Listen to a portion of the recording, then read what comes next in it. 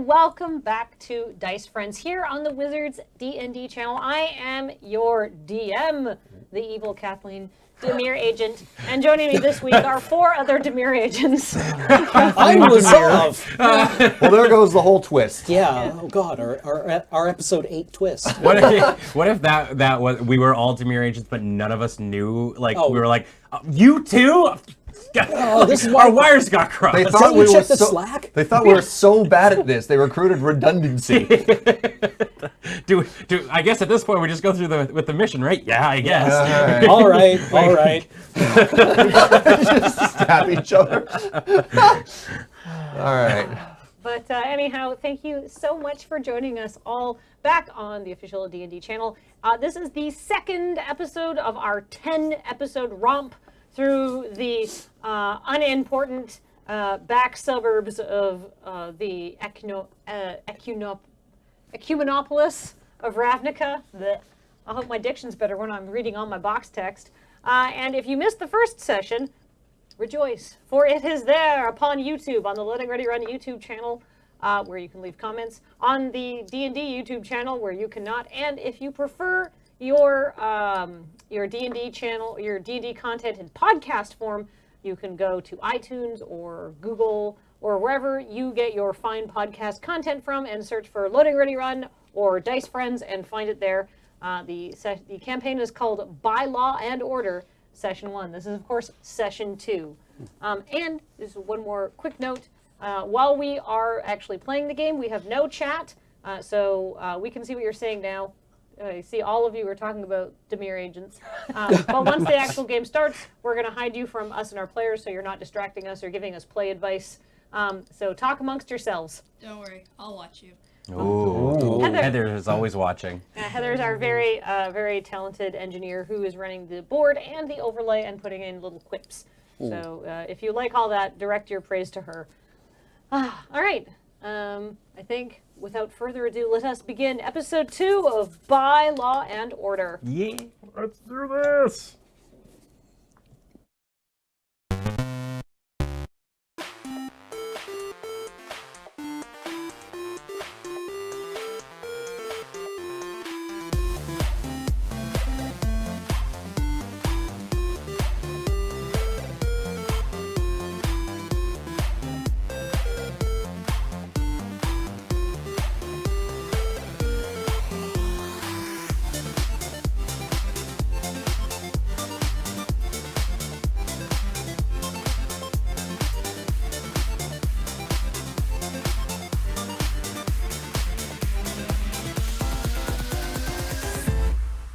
Hello and welcome to Session 2 of By Law and Order.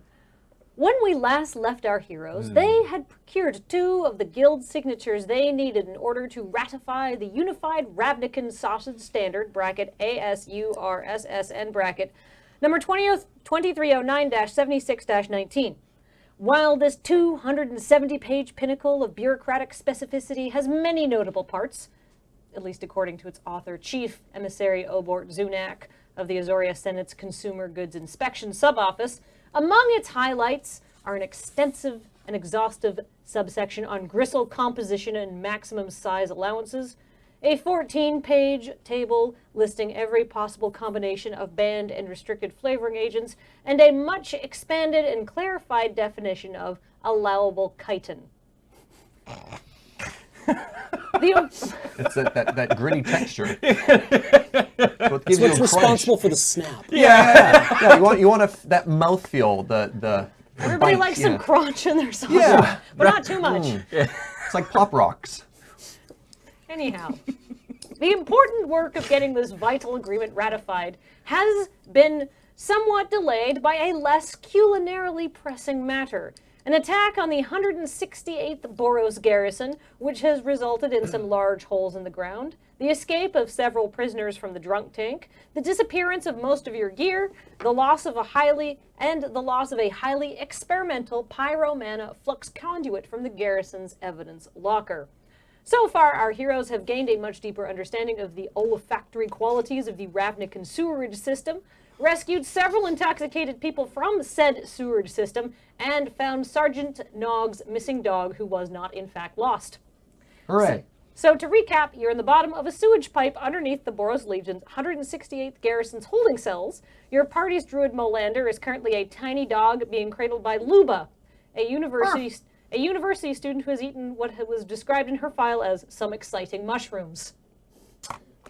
All right. I love you, my baby dog! It's going to be really heartbreaking when she finds out that it is actually a man. Or an elf, I guess. Oh, inside heart-breaking, spine-breaking. It depends on where he... Yeah, I get where he comes back into being. The circle of life. Please, please, Molander. unform right there. You get your clothes back, right? Like when you I have the magical option, yeah. I can Okay, either let okay. all my clothing fall or magically shapeshift into me. Also, I imagine there's sewage just sluicing out of the bottom of my pant legs at this point. Like flick, and then just like a tube ejects from my sleeve. You are also hanging out with who is like sort of an addition to your party right now is Mola, who is the apprentice is it Blast Seeker, whose Pyromana Flux Conduit is lost. I believe we now have character art for Ismola, who she can pop up on screen. Ooh. Ooh. There's Ismola. She's very concerned. She's willing to help you, but to do whatever needs to be done. I like her gauntlets. Yeah.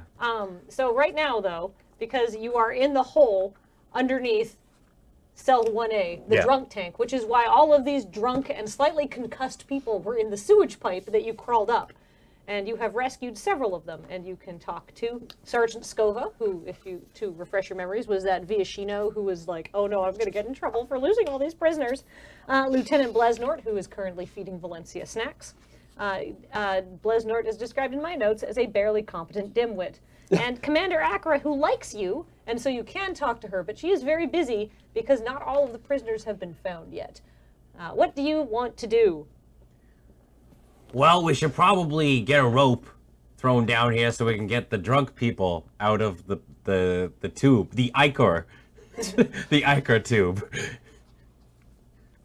Drip. Right. And then just like, plop. Yeah. Is there a shower I can use? There's some showers in the garrisons. Yeah, I guess. Wait, what about my Pyromana Flux Conduit? You said that if I helped you, you would help me. I'll need a moment.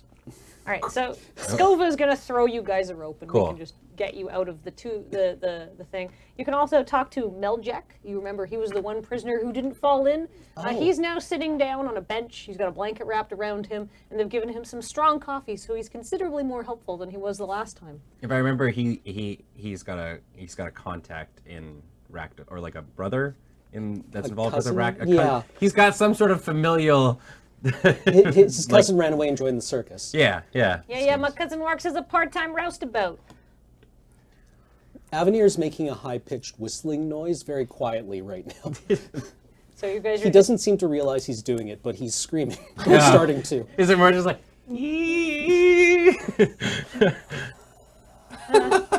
So Scova is going to come over to you, Nog. Wow, that's a lot of prisoners you've rescued, but there's still quite a few that are unaccounted for.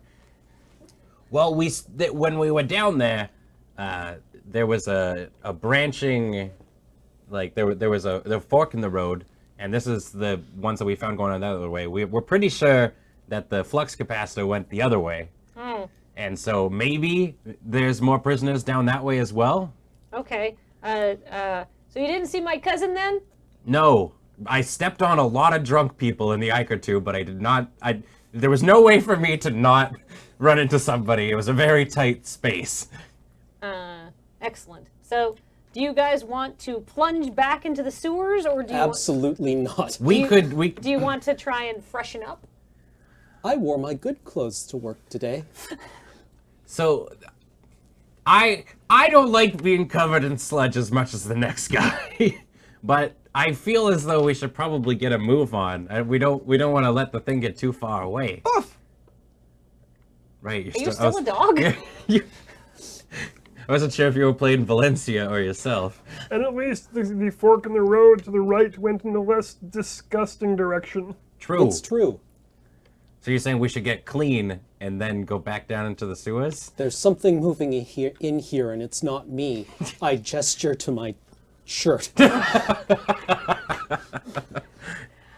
Well, how about we're going to? So they do have some garrison showers that you can go. You can borrow some clothes, I guess, but you are probably, I don't know, if you are probably heading back into the sewers. So I don't know if you want to get a second set of clothes dirty.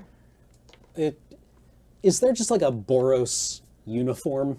There's certainly some Boros uniforms, and there's certainly some hoses for like pack beasts that they can spray you down with outside. Good enough. But despite the name, Boros is not a guild you want to borrow things from.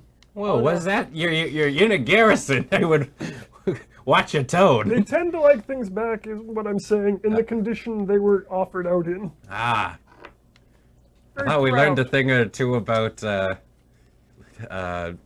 caring about one another I know it felt like a week ago, but Avenir scoops an entire turd out of his ear.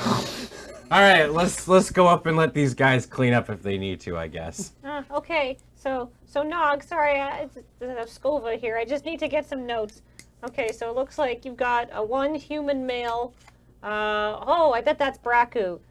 He was drunk, and the really incomprehensible one turns out he probably has a concussion from falling into the sewers. Probably. So he goes off to see the doctor.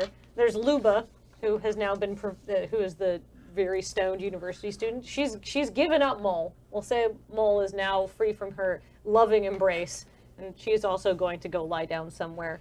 We've got Meljek, who's the drunk guy who didn't fall into the sewers. We've got Groja, who is another person who was there. That's who Valencia rescued. That Right. was Luba's associate who is tripping the same balls as she is. Yeah. He's a Vidalcan University student. But unaccounted There was a goblin for, too, wasn't there? Yeah, unaccounted for, we have Parvis, who's Meljek's cousin. We have Rixogix. I don't know where he went. He was a goblin. And we have Olgavin, who's a teenage boy who was brought in for disturbing the peace. You didn't see a teenage boy or a goblin or Meljek's cousin, who's apparently a part-time roustabout? No, but isn't Rixagix part of the Boros? No. No? Not according to my notes. Oh, okay. No, I mean, we only really had one way to go, and we went Yeah. through the tube, and I don't think we skirted over anybody.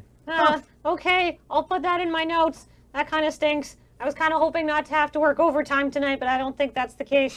I don't think Yeah, it's the case I- for any of us. I really feel for you. How's that rope? Anyhow, So we can just say you guys get cleaned up. We don't need to waste our role-playing time. As soon as I'm clean, I then shapeshift, and I'm clean. Oh, very smart. Yeah, because Oh. my clothing was magically transformed into dog fur. Apparently, that's how that works. Luba has seen this, and now her mind is even further blown. More than it was, just to be able to hold a dog. To hold a dog who can turn into an elf. She tries to give you her address so you can get a hold of her later. Yeah, thanks, friend. I always want to make new friends. Luba? So soft. Yeah. She touches your face. Oh, I touch her face. Oh, she likes it because she's Yeah. really high. Love always spawns I don't get in- that, but cool. Love always spawns in the strangest of places. Luba? I'm going to write that down. Yeah. So, having now cleaned yourselves off and removed most of the most egregious turds from yourselves, Yay. I feel like Ismola is standing there very impatiently because she has not, because the Izzet uniform is generally resistant to blasts, muck, counter magic, and other various lab mistakes. And it's like, can we go and get that pyromana flux conduit now? Please, I will literally do anything. Sure, let's go. Okay, thank goodness. So, I feel better. Yeah? Yeah. You look better. Thank you. Thank you. I feel better. Let's go through the clean one. all right, you are currently in a broad tunnel approximately 6 feet high. This was the one that was like in the waiting area. This is one's underneath the waiting area. This particular pipe is part of the stormwater runoff collection. So while the bottom 6 inches of the ground are crusted with like sticky mud, it's all like normal dirt.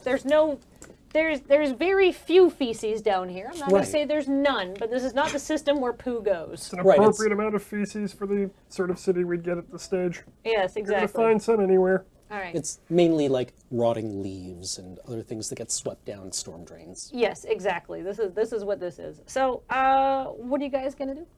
I guess we move towards the junction and then turn the other direction. All right. After 15 feet of noticeable descent, you hit this T-junction, and on the left, the smaller tunnel narrows to 5 feet, and you can see, if you just peer down the tunnel, you can see a goblin that you left in the recovery position underneath the entrance to the sewer ichor pipe, and there's some filth dripping on him.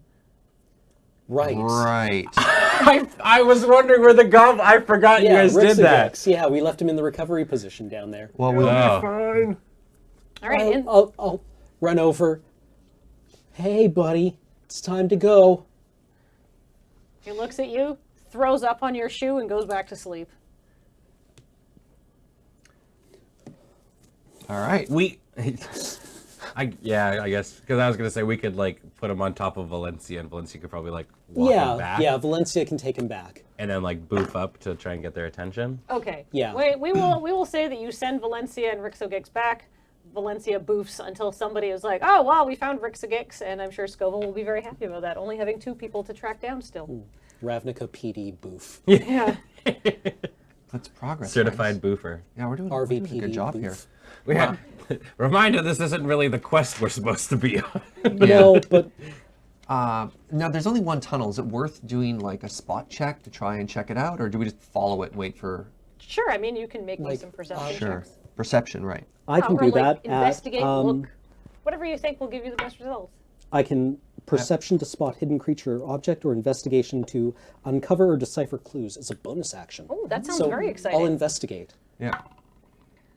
At this junction, That was almost an 18, and then it decided to be an 11. Yeah. I got a 24 as well. excellent. So at this junction, where you are sort of in that big main tunnel underneath the like the waiting room to the Boros garrison, and it splits in 2 directions, and both of them get a little bit narrower. The left leads back to the sewer system. The right leads into parts unknown. At this junction, these are basically pretty standard tunnels. You see mosses and crap and stuff growing down here, but like you don't really see anything. There's still like some tracked dust and dirt because you can see that somebody has walked through here. But this is all stuff you found out last week, that there's some murk has been disturbed, and you can see sort of like maybe some footprints, and because the mud's very sticky at the Does bottom. it look like anybody dragged an enormous? Is it bomb or contraption or anything like that? No. Like, Yeah. Ismola, how big is your pyromana flux conduit? Oh, it's about 8 inches long. It's like a baton. Oh, okay. Oh. And can you detect it at all? I mean, it would give off like a, like when you're about to do an experiment and you can feel the electricity in your teeth. No, but I can imagine now. I imagine that. Yeah. All I can feel is my teeth at this point. And whenever it's about to discharge, you get a lot of that. It's very exciting. Okay. But like, it doesn't have like a homing beacon or anything on it. No. You should install one of those so you don't lose it next time. I mean, typically it doesn't get confiscated by the Boros Legion. Yeah, but this time, if it happens again, you're ready. Hey, so Valencia and I can like lead the way if you want us to be up front. Ooh, Vanguard. All right. How That would be noble. lovely. All right, we'll lead the way. Okay. You're going to follow this tunnel about 25 feet. You are still making your way downhill, just so you know. And once you go 25 feet down the right tunnel, it splits again, but it splits like a V. And there's a lot of disturbed muck at this intersection. So to your left, there is a little tunnel that ends after 6 feet in a large grate. And to your right, it keeps going and sort of curving and keeping going downhill. Want to look around or anything? Is there like a clear, like are the footprints more footprints leading in a certain direction of them? It looks like the footprints go in both directions. Can I investigate the gate for any signs of recent disturbance or possibly openings? You can absolutely investigate the gate.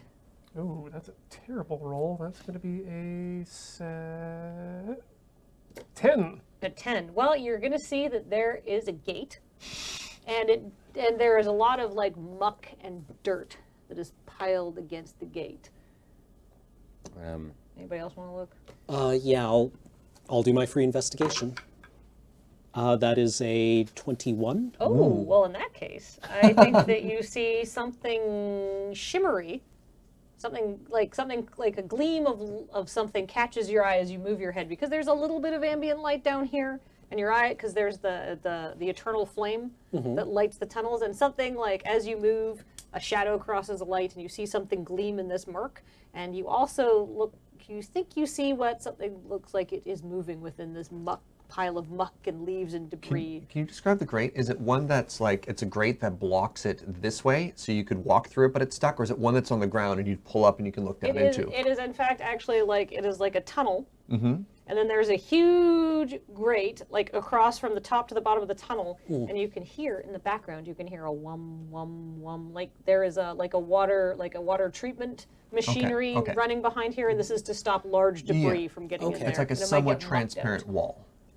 It's like a wall with bars. It's like Is there any way through the grate? Can I find any way through the grate? The grate does not look, the bars are not wide enough that you can pass through. Okay. Is there any way to lift the grate, or is it hinged? If it is, it looks like the mechanism may be under the murk. Oh. Well, I mean, So are you getting in there? I'll kick it aside, I guess. Okay, well, I have some good news for you. That when you kick it aside, you hear something go cling, clang, clang. Oh, okay. It is your rapier, in fact. Ooh. That is hit, that as you kick at the muck to try and disturb it, you free your rapier from some murk that is clearly washed up against it in front of it. However, you also disturb the thing that you saw moving around in there. Which I think you guys should roll me some initiative. We're gonna fight in the pipe. Well, because you have disturbed an enormous nest of pack rats. Oh, not pack rat. Not pack rat. They'll never go away. We've made friends. 14. Sure, can we get the initiative tracker up? It's on okay, we just screen? have to kill it before they untap with 3. All right. No, they played it on 5. We're dead. Uh-oh. Uh-oh. All right, so Enor, you had a 14. Okay, what did you have, Avenir? 5. 5. Hooray. Nog, what did you get? 19. 19. Are you riding Valencia, or is she separate from She you? is separate. I don't think I could be on top of her in this Okay, pipe. Mole, what did you get? 13. 13. Okay, and I have to roll for Ismola because she's here to help you. Hooray. And can you roll for Valencia? Ooh. This is too hard. I can't actually really use this. Ugh, not great.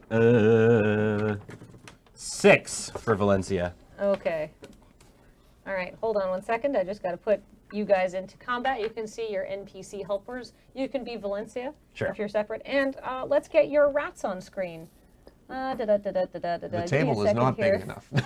I rolled my rats initiative ahead of time because I like to save time. Love it. They're only rats. They are unfortunately Ravnican pack rats, which, as you know, do tend to grow stronger the greater their numbers. I need this number, please. So, Nog, Yes. you won initiative. All right. Well, I don't have a lot of my. I've only got my my hand axe and a dagger, I think. Luckily, rats are small. Yes. Oh yeah. So I assume Avenir sees this and shrieks. Yeah, you know, have you ever seen The Big Lebowski? Yes. You know the noise that the dude makes when he's in the bathtub and the nihilists dump their pet ferret in the bathtub? Something similar to that. Yeah, just... All right. I have some good news for you, though. While you were disturbing all of this great stuff, and you thought there was like murk piled like halfway up the grate and it was just impenetrable, turns out a lot of that was rats. And now that they're out, there is much less muck against grate. So once you're finished this, it'll be much easier to investigate. So Hooray. are most of I kind of imagined myself I was still at like the V junction. Are most of the rats kind of by where Cameron kicked, or are they sort of like the whole span of that tunnel leading towards the grate? They're where Cameron kicked. They were just like they were like hanging out in their rat's nest, and then some jerk came along and kicked them and relieved them of his rapier, which they were seeing which parts of were edible, and now they are mad and they are pack rats. Okay. Well, I'm gonna, because I'm used to springing right into combat.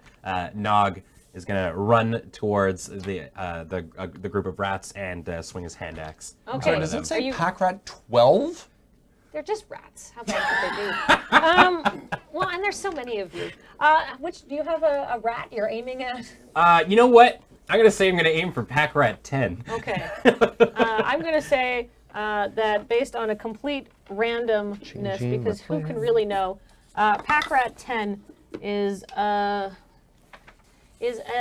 one closest to Molander, we'll say. All right. Okay, so then I guess I'll be running towards Mo then. Okay. Or is there? Or do you want to just like nail? I would love to run towards whichever one to protect Avenir because he's the one. So I don't know if there's a rat in particular that is by him. I'll swing at whatever rat is Okay. nearest to Avenir. Okay, we'll say that's rat number 1. That Rat was the number first 1. one out. Sweet. The most menacing rat. Okay. The alpha rat. The non-token, The the king non-token rat. rat. Yeah, the king rat. Yeah. Get it. Yeah, and I'll swing my axe at him. Ooh. I also I am a duelist Oh. in my fighting style, Oh. so I get to add 2 because I'm only hanging on to the one hand axe. So I'm actually gonna add 7 to that roll. So 26. That's definitely a hit. It's a rat. Yeah. Okay. Cool. They're not wearing armor. Roll damage. All right. That'll be a 8. 8. Okay, rat number 1 takes 8 damage. All right, and is looking annoyed. Uh-oh. I didn't kill it. They're pack rats. Oh my god. Okay, if you're not familiar with Ravnica, there was a particularly pervasive rare from Return to Ravnica where the more pack rats you had, the stronger they were. Yeah. I don't have a lot of AoE. Sorry, Palos. Once we get down to 1 rat, they're all easy. An individual pack rat, not that hard. All right. It's like that Python's sketch. All right, rat number 10 is, I said, was closest to Melander because I rolled, and I'm going to see if I can hit you with my rat. Oh, hi, rat friend. Oh, rat friend roll gets a 4 to hit, and I'm assuming that's below your AC. That is below my AC, correct. Okay. Ah, rat friend. All right, let's move Nog and rat friend. Enor, it's your go. Well, I'm just going to attempt to hit one that's near my feet, I guess, with the quarterstaff. Okay, that sounds fine. I'm going to randomly assign that will be, let's see, I've got 12 rats. There's essentially 6 of you, so you can each have 2 rats on you. So you will have... Oh, okay. All right. Yeah, no, yeah. That makes You can have rats 1 and 2. You can have 2 to 4. You and Valencia get 4 rats. Yeah. You can have rats. You got 2 to 4. You can have 6. You can have 5 through 8. Yeah. And Melander, because that's how I rolled already. You can have 9 and 10. Okay. And Ismola can have 11 and 12. So you're going to be attacking rat 3. 3. Yes. Rat 3. Okay. Rat 3. Roll Rat- me a rat attack.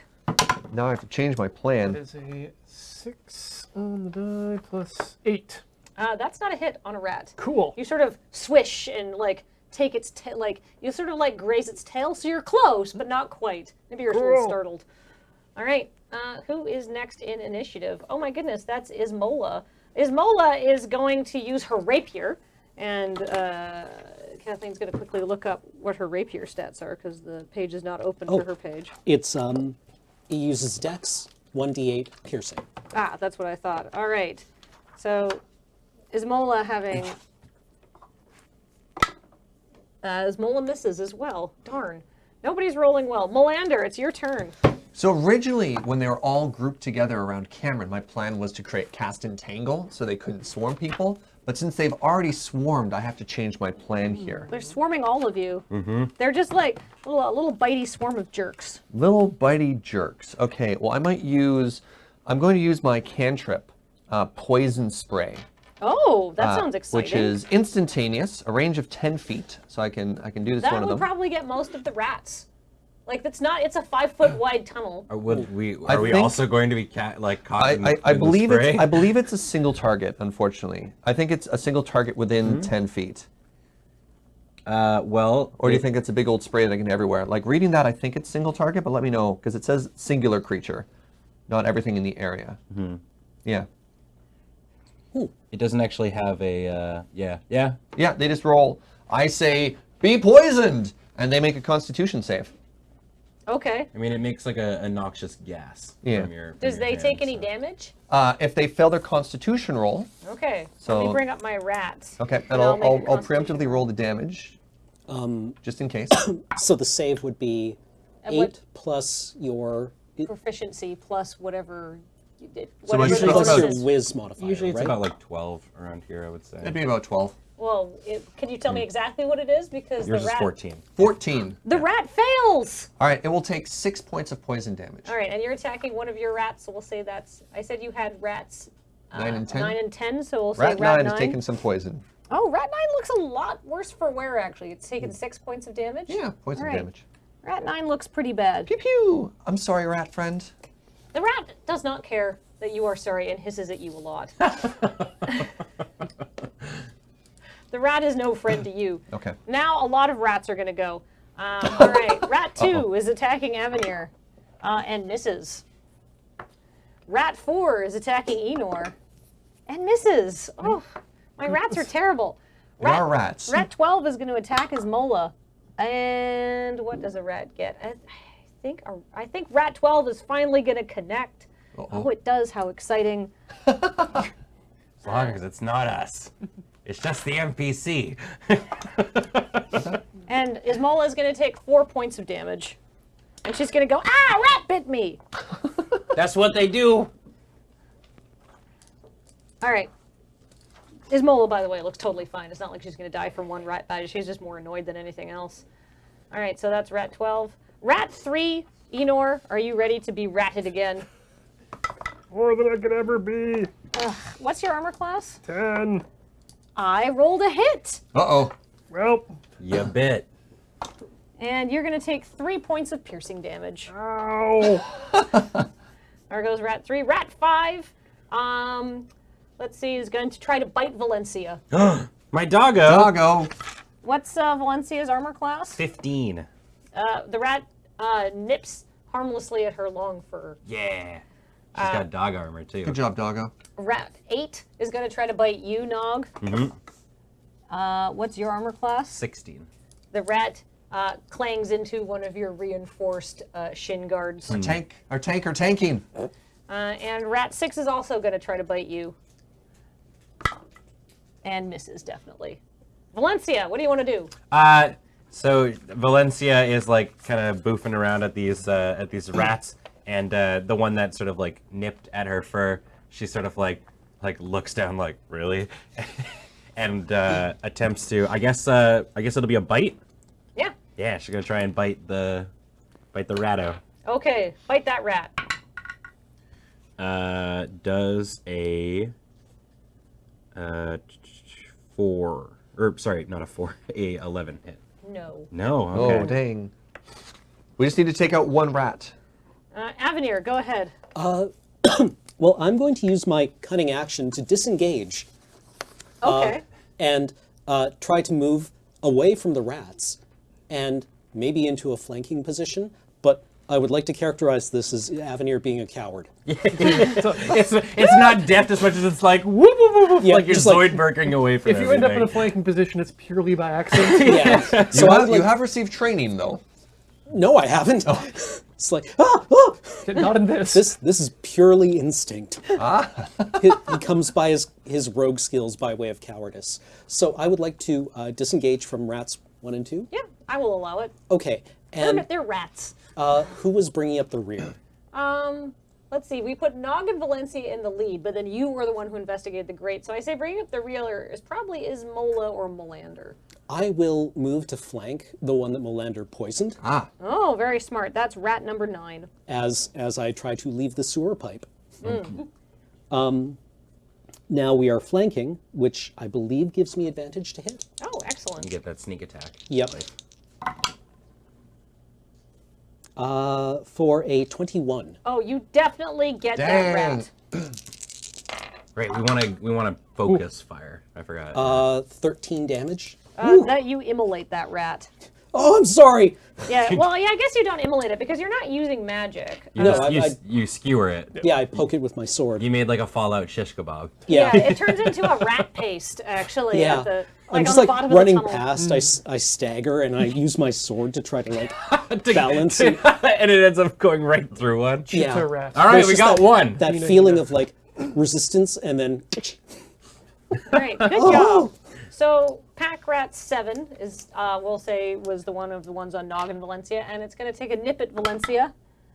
Ooh, and it gets a hit. Uh-oh. Because I know Valencia's AC. And it deals 2 points of damage to Valencia. They're rats. Yep. All right, Pack Rat 7 goes.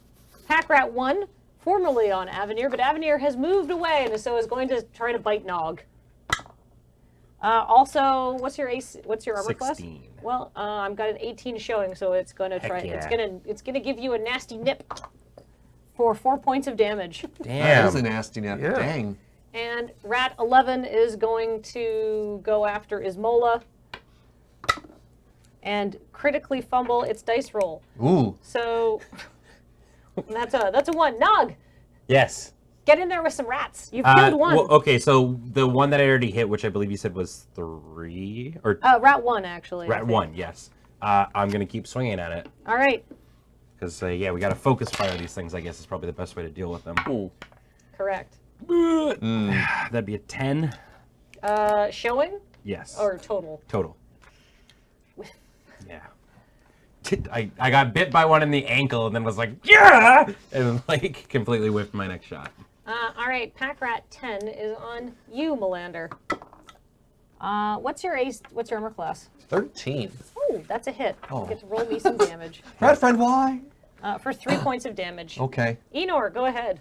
All right, let's try hitting another rat. The pool cue. Oh, good. That's better. That's an 18. You definitely are going to hit a rat. You're going to hit one of the rats on you. Dealing 1 point of damage. Nice. Were you rat 3, rat 4? Call that rat 3. Okay, rat 3 takes 1 point of damage. Unexciting. That was, come back, Ismola. I put you to the end. Whoops, of the initiative. Ismola is going to be like and try to stab a rat again, and she will be stabbing one of the ones on her. Oh, and definitely hits. So I definitely get to do some damage. Nice. And where's my D8?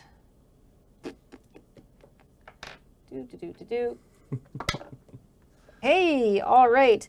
She is going to deal 7 points of damage to Rat 11, which is actually enough to kill it. Nice. All right, 2 down. So how I have spec'd out the pack rats to work is that one rat's very big, and then they get gradually smaller Yeah, to yeah, yeah. represent their diminished stats as you Yeah. take them out. All right, Melander, Yes. that's your turn. What do I- you want to do? I want to try and become friends with the animal that I'm fighting. Now that it's not 2-on-1, I have the one animal that's here. I'm going to cast the first level spell, Animal Friendship.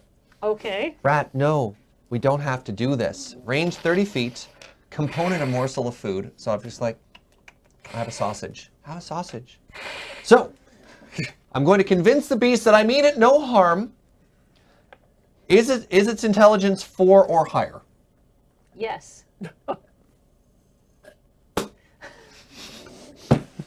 Well then. I mean, you've managed to convince it that you mean Does no it have to harm. make a wisdom save? No, if it's smarter than 4, it just resists the spell. I literally used. Have a sausage. You are of no threat. Yeah. You mean it no harm. That means nothing to it. Yes. It takes the bit of sausage from your hand so Yeah. gingerly, looks at you with its big round eyes with its long Friend. eyelashes, Friend. and it goes Oh no! More! and Sweet, scratches at innocent you Mo. again. With its tiny little graspy hands. Well, that always works back at the world tree. How often do you kick the rats before? Never. Yeah.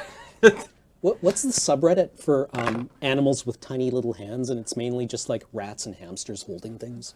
No idea. Anyhow, Rat 2. Rat 2 was on Avenir, but Avenir's nowhere to be found, so he's going to try to bite you, Nog. Yes, I'm fulfilling my role as the tank. What's your armor class again? 16. Rat 2 misses. Yeah. These rats are not very good. They're Well, rats. I mean, I'm wearing pretty thick armor. Well, I'm wearing chainmail. Rat 4 is going to hit Enor, though, and deal some damage. 2 points of damage. Rat 12 is going to go after Ismola and definitely hit her. Ooh, wow, dealing 5 points of damage. Poor Ismola. Uh-oh. Uh-oh. Uh-oh. That's fine. These rats are bitey. They're really angry. They're so riled up. Rat 3 is going to miss you, Enor. Hooray! Rat 5 is going to go back after, I guess, Valencia Fleet again. of foot. And hit. Uh-oh. So I'm going to deal some damage to Valencia. I'm going to deal 2 points of damage to Valencia. She's going to Alright. get another nip. Valencia's getting perturbed. Rat 8 is going to miss you, Nog. And Rat 6 is 16, you said? 16. Also going to miss you. Valencia, Yes. what do you want to do? Valencia is still pretty pissed. We've got damage on rat 1, and You've that's got it at this no. point. You've killed Rat 9. You've killed Rat 11. Oh no, yeah, I mean the ones that are still You've alive. marked damage on Rat 1 and 3 1 and 3. Which one's 3? 3's over by. on Enor. Okay, well, Valencia isn't exactly right by me, so she's gonna sort of, I guess, I don't know. I imagine these rats probably proc opportunity attacks. Probably. Yeah.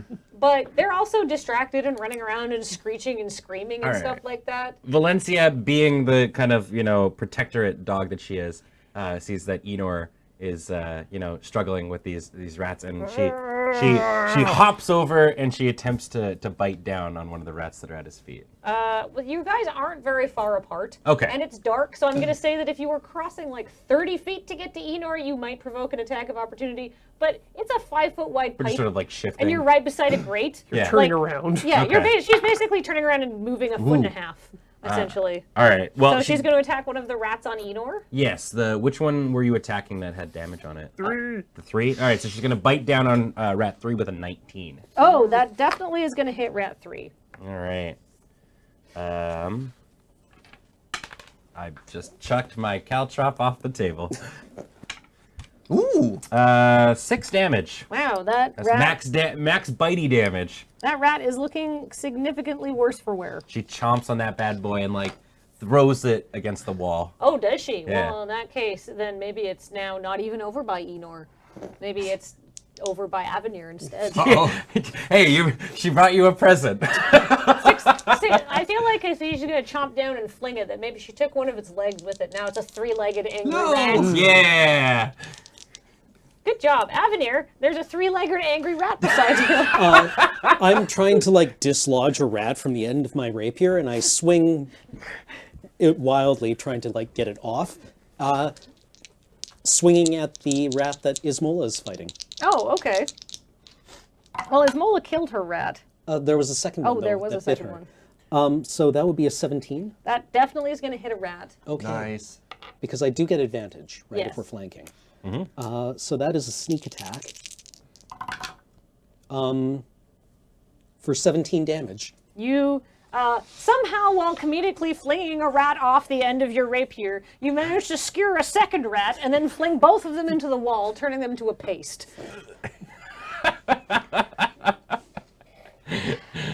I'm sorry. This is hilarious. I love your fighting style. You have now killed Oh, a we don't use that quarter word. of your We don't rats. use You have that now word. dispatched, sent to ratty heaven where cheese reigns supreme and no cats are around at any time. You have now sent a third of the rats to ratty heaven, which now has made the collective pack rat mass smaller and less strong. So now their armor class has dropped a little bit. Because as in the original, if you're not familiar with the card, it was a 1/1, but you could make tokens, and the tokens were equal to their power and toughness. So rather than do that just straight across, which would make all of them impossible to kill, like I have some set points for when they all get smaller and easier to kill. That's really cool. Design. So now the rats are slightly easier to kill. Speaking of rats, rat 7. Oh, that's on you, Nog. You get so many extra rats. Good. I will take this damage, so you don't have to. Oh, I'm going to roll. I'm showing an 18, so I'm definitely going to hit you. Yeah, you are. All right, so I'm going to roll some damage. Goodbye, my caltrop. You take 3 points of damage. All right. Cut it out. Rat one was the rat you've marked a bunch of damage on, and you were trying to kill. It was trying to kill Avenir, but Avenir ran away and accidentally killed 2 other rats. So now Rat 1 is going to look around and I guess look at you, Nog. Yeah, I mean, I was swinging at it. And it misses. Huzzah. Nog. Yeah, I'm like staring this rat. Like we've been swinging at each other and whatnot. I'm staring this rat dead in the eyes, and I'm like, this ends here. And I like try and bring my axe down on top of it. Yeah, that was very close to being a 1. It's a 25. You absolutely are able to hit this rat. All right. That would be an 8. 8 damage. Or, yes, an 8. All right, so Rat 1 being the burliest rat, it's sort of the king rat of the group, is still alive, but is now looking very ragged. Perhaps no longer its back legs no longer work, and it whimpers sadly. I've got 2 large axe chunks out of this rat. It says, as you nearly, but not entirely. You dissect should it. not be! Yeah, at this point you just let it go. You're like, we're even. You're like, listen, you know what? You deserve to live. Molander, you had numbers 10, right? Rat 10 is the one that I tried to feed I fed a sausage to, and it doesn't seem to like my offer of peace. Well, Rat 10, what's your AC? 13. Rat 10, as a thank you for that, is going to bite you. But That's why? how they kiss. Why, That's Rat how they friend? kiss, For Mo. 5 points of damage! Whoa! Which is the most my rats can deal! That was a rat That's kiss what with you get. tongue. And like, I'm just picturing, I go to give it a sausage, and it like bites through my hand. I'm like, ah! Rat, why? Good job, Rat. No, bad job, Enor, friend. go ahead. Given how quickly these rats are turning to paste, there's some serious calcium deficiency down here. Getting sent to rat heaven would be a bonus with all the cheese. Anyway, that was an attack of 4. I don't think it hits. No. Ismola is going to go, and try to, but she's actually had pretty good luck stabbing rats. In fact, both of the rats that were assigned to her are dead. So she's going to go and attack the rat that just bit you. Okay. 4, and she's going to miss. All right. She's like, oh my gosh, your hand! Ugh. Yeah. Whiff. Yeah. Molander, it's your turn. Oh my God, my hand. Rat, why? Ah! I'm gonna throw acid at it. Oh, wow. So we're gonna do. Is that a range of attack? Oh, that's good. Sorry, poison spray. It's that same spell as before. Okay, So it needs to do a Constitution save. Okay. So it needs to get a 14 or higher. It misses. I'm going to give it 9 points of poison. You're going to kill it. You're going to exact your ratty revenge on that rat. I'm like picturing because it like the spells come out of your hands and the rat is like latched to your hand because it like bit you, so you just like feel it. It like Just balloons inflated it. with this poison gas. There's a rat owner watching the stream right now who's just like, No, cover your ears, baby. I was like, Rat, why? It didn't have to be this Featherweight's way. not watching this. Oh no, I mean he might be. I forgot to take a rat out of initiative. You've killed now 4 rats and significantly injured another 2. So you know. So good job, Molander. All right, Pack Rat 2 attacks, misses. Pack Rat 4 is going to attack you, Enor, and miss. Wait, your AC is 10? Correct. Okay. Pack Rat 3 is going to attack you and hit you. Uh-oh.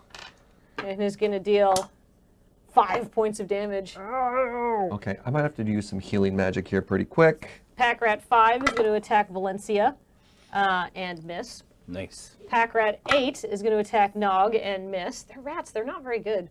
And Pack Rat 6 is going to attack Valencia, and hit, My dog. dealing 5 points of damage. My dog! Valencia, you've been nipped by rats. She's getting bit up. All right. It's okay. When can I use She's a been in bonus worse action? scrapes before. Oh, that's fine. You know, I hear there was a district that managed to completely eliminate rats. Alberta Amazing. jokes. So Yeah. much poison. Was that what you were getting at? I wasn't sure if I was allowed to say Alberta. Where's We're not rats? forbidden from mentioning Canada. I know. I just. The niche joke. We don't talk about Canada here. All right, let's kill some rats. All right, Valencia is gonna bite down again on the one that she was. The big previously- one? The one that she was attacking before with Avenir? Or with Enor? Yes, Yeah. that was rat number 3. All right, Valencia, roll me to hit. That is a 15. That's definitely going to hit. All right. Get that ratto. Nice. 6. 6 damage. That is going to kill rat number 3. They are Right. getting weaker. All right, Wait, so I let me- guess it was she bitten through one, but yeah. Oh, well, okay, whatever. She's killed a rat. Yeah. Oh, so the one she bitten through, I think, is the one that Avenir then killed. I'm losing track of all my rats. But good job. Avenir, do you want to accidentally kill any more animals? Yeah, I would love to.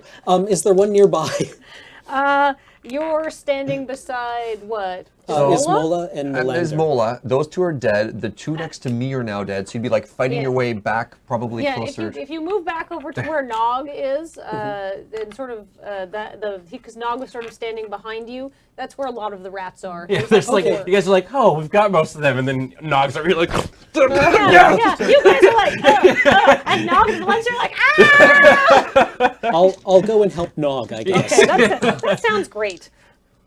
You've got one. It's right there. So the rogue re-enters the fight secretly. Cocked die does a 16 hit. Yes, absolutely. Advantage is great. yeah, rogues are sweet. For 18 damage. Yep. Which rat are you destroying? One of the ones on Nog? One of the ones on Nog. Let's say rat number 6, because you haven't marked any damage on that. And Perfect. it's now just an X rat. Rat number 6 is just... It's resting. It was almost max damage. Yeah, I think you basically once again accidentally cleaved a rat into twain. You quartered it. It just flew apart into chunks. Good job. Rat number 7, seeing its brethren fall, is going to get really angry and miss. I'm still in the battle of wits with this rat number 1. Rat number 1 is going to try to bite you and is going to miss. Right? Nog, go ahead.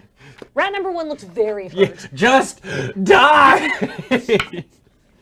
Uh-oh. That would be I'm trying to, 13. That's a hit. Okay. Dang. So this rat with the 6-pack is finally gonna get it. It's the chief rat. That is a 7, yes. Yes, you take the remaining health point from that rat. There was one left. I'm just like it's very dead, but I'm still like swinging at it. Enor, go ahead. Let's keep trying. Let's not. Oh, more than half the rats are dead, so now they're even easier to hit, actually. Well, just a 4? No. But I appreciate it. Ismola is going to be like, ah! And see all the rats attacking Nog and Valencia and come over and try to help. And she's definitely going to hit. And she is going to do... Ooh, 9 points of damage, let's say, to Whoa. rat number 8. Because that one hasn't had the damage marked on it. And that will take it out of combat. Yay. They've got almost no hit points left because their numbers are diminished once again. A shrinking mass. If only either of the mages had AoE spells. Mo, do you want to do something? I do. I have a bonus action, and I suppose I can reveal something else about the character now. Oh, okay, yes. So at level 2, druids get to pick which circle they're a part of. And unique to the Ravnica book, I have chosen the Circle of Dreams. Members of the Circle of Dreams hail from regions that have strong ties to the Feywild and dreamlike states. Not going too deep into it, I have a special ability called the Balm of Summer Court. As a bonus action, I can choose one creature, or perhaps one banged up Enor, and roll a d6 equal to... I get a number of d6 in my pool equal to my druid level. I can use half of that, so round down 1d6, to heal you as a bonus action. And you'll also get 1 temporary hit die for the fight. So I would like to heal you for 1. Okay. Perfect. How long has that bomb been in your robes? I was waiting for my big reveal moment. And look at how effective I am as a healer. Bombs are kind It's of unpredictable. Balm. sewer grease got in the balm. Yeah, how does this work? Do you like rub it on him or like? I don't know. It shoots magic of the summer court and dreams upon you. Your balm is amazing. It grants bonus HP equal to the amount that it heals me. Or is it more of a salve? Salve. Yeah. All right. Now that I've fulfilled my role as healer, all rats must die. They've betrayed my friendship.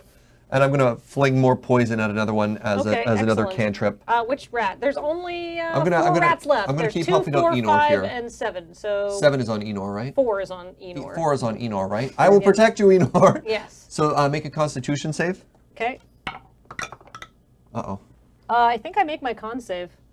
Perfect. It's all right. Take no damage. You only rolled a 2 anyway. Damn it. Okay, The rat burps poison back. rat number 2 is gonna bite you for 4 points of damage, Nog. Dang. You stupid rat! Actually, make that 3 points of damage. I feel like they don't get a damage bonus anymore. They're 2/3 gone. Rat You're less stupid, but I still dislike you rat heavily. number 4 is gonna try to bite Enor. And miss. That hurts less. Rat number 5 is The healing worked. bite Nog. And miss. Valencia, bite a rat. Whoops. She bites a rat for 17. That's a hit. Just What are these rolls? constant 6s, always from her. So she does 6 points of 6 damage. points of damage, yeah. She literally almost kills a rat. So we'll say that's rat number 4. So this rat is maybe only got got half an ear left, Oh, right? all right, yeah. So, I'm sure that will be fine. Avenir. Valencia, Slayer of no, rats. put it down. 24. You definitely hit it. Are you trying to attack the rat that Valencia bit? Yeah. Okay. Well, Cam's strategy is Okay. always to walk behind and I'm get a just going flanking to bonus on assume that everything. you are going to Right. kill rat number 4. It's very rogue-esque. Yeah. No. I just appreciate how your damage. character is essentially like the One Punch Man. It's like, oops, whoops. Oh, I'm sorry. Oh, my bad. Why is everything here so weak? The rat swarm now not quite decimated because you've removed more than 1/10 of them. The rat swarm is going to be like, oh hell no, we got to rebuild, we got to make more rats, and they're going to disengage, so we can go out of combat. And you can now safely leave this tunnel and go down there. Wasn't that fun writing some pack rats? Time for Surge to start casting some healing magic That was a here. good first battle, friends. Just pulling Okay. rat corpses off my sword. You guys got like a shishkapab thing going. It's quite fun. Oh, okay. I think I'll still be able to get my deposit back from the Azorius armory. It was a rental. It's still good. It's still good. So we determined that the grate, We haven't checked the grate, but Right. the rats have scuttered away, and they're big. They're small enough to go through the holes in the grate, and now there's considerably less dirt and muck. So if you Yeah. guys want to investigate the grate, May I investigate said yes, grate? and you will do so without fear of rat attack. Yeah. Let's get a better look at this. 16, that'll be 22. Okay, perfect. This is a fairly recently installed grate. You can definitely see if you peer through. You can see that not even very far away is a sewage treatment machinery. The idea is you take the stormwater runoff and you retreat it and you reintroduce it to the river, which is nearby.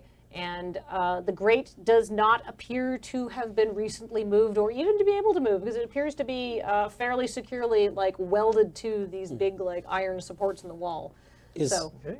if you had to do, since you got a 22 on your investigate, if you had to think what happened, the pattern of footprints now reveals to you that if somebody was walking down here, came to the junction, was ambushed by pack rats, ran around a lot, and dropped a rapier, All right. and then then ran off the other direction. other Very direction.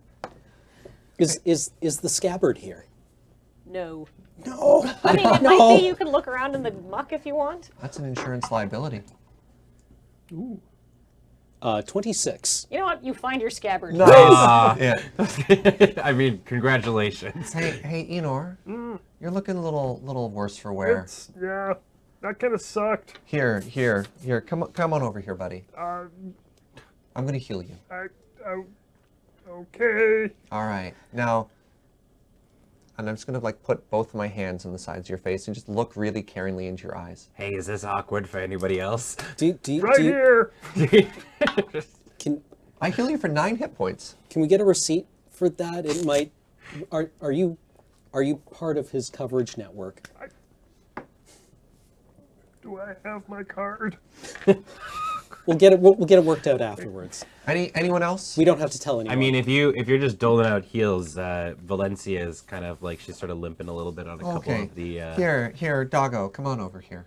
And I'm just gonna like give her a hug. For 10 hit points. Holy moly, she's back to full. Yeah. Wow. I'm starting to look a little tired here. Ismola is not super hurt, Okay. so I wouldn't worry about it. Okay. Ismola's got plenty of hit points. Okay. what is Ismola's? Does she have a class? Is she a rogue? Is she a wizard? Yes, she is in fact she is a wizard Oh, okay. That tracks. because she Izzet is an Izzet wizard. Right. I didn't know if they had artificers or anything in this. I rolled really Fifth well. ed doesn't have Fifth, artificers. well, No. I don't think they've got anything like an Okay, artificer. No, she knows. She knows like wizard spells. Like she can do mage armor and stuff like that. Cool. So she's okay. She's an NPC. Speaking of Ismola, as you guys now go down the right side, she says, "So, what are you doing exactly? You mentioned the Minotaur lady mentioned paperwork or something." Ah, yes. Well, we're a group of envoys from the Consumer Goods Inspection Branch of the Azorius Senate, and we have to get. You can see her eyes just start to glaze over as you. I love how stoked you are too. We're Yeah. trying to make the hot dogs suck less. We are trying to get a treaty ratified that will save thousands of lives over the course of time, probably. How do you ratify it? Oh, we need to get it signed by a renowned 5 member of each guild. Oh, my supervisor could probably sign that for you. After we're done this, give me a couple days because we have a huge experiment coming up, which is why I was sent to get the stupid pyro mana flux conduit back. And but after that's over, yeah, I'd love to help you guys out because you've done me such a huge solid here. Fantastic. Wonderful. Who's your supervisor? My supervisor is Babbleaxe. Babbleaxe. Did you say battle axe? Babbleaxe. Okay. All right. Well, I guess we keep on keeping on. Yeah, well, Yeah. let's continue down the other pathway. I try to make small talk with Ismola. You guys talk about, the sausages, and she talks about like the power generation possibility of the pyro mana flux conduit and how they're using it for some like water project or something like that. I try to ask her questions that indicate active listening. You guys have a very pleasant small talk conversation. If there's anything Avenir knows, it's how to be ingratiating to someone who can possibly do him favors. All right. After a few feet, or after like a little while of this chatting, the tunnel comes to an abrupt end because it opens up into an enormous underground cavern who's got dark vision? You two can see it is probably 200 or 300 feet long. Oh. It's just it's like it doesn't drop away or anything like that. But the tunnel opens out into this huge like open area, and the walls have lights mounted on them, but they're quite far apart. But around the lights you can see well. But if you have dark vision, you can see all the way to the end. And there is just dozens of tunnels that branch off from this area. But at the far end, not at the far end, but I would say about 200 feet down, you can see that there is a big opening with 2 big lights. And looks like a little set of stairs that leads up. Since you have dark vision, you'd be able to see that far. Does this big opening look like a gate of any sort? I think you could definitely say it might look like a gate. Nod. So, What do your goblin eyes see? There's a big opening with some stairs. I don't know a lot about the Golgari, but I get a sinking suspicion that maybe we might be entering into their realm a little bit here. Is there a knowledge check for this? Would Yeah, this would be we just- insight? Would we just know if the Golgari have a front-facing office anywhere in the 6th district? Well, you know that you are underground, and you know that there is an undercity. So you might be going into some territory where people live. Can I make a history roll on this? Sure. Yeah, what kind of role are we looking for here? Because I can see it as probably well. Does anybody history? have local knowledge or like? They got rid of that. Yeah, Yeah. I think insight is the closest thing, and I have pretty high. History. Insight is for History. more like getting a read on people. Oh, okay, pardon me. 17 And plus. like, what do you think? You're also like, you've been walking underground for some distance, so you could maybe even if you figure out you sort of know where you started and what direction you're heading, so maybe you could try to track where you are under the It's a 23 on my history roll, by the way. 23. If anybody wants to roll perception or anything like that, Yeah, or I can roll- do I'll that. do that. Yeah, because we can see it, so. You are pretty certain that from your local knowledge, you are close to the undercity. Ooh.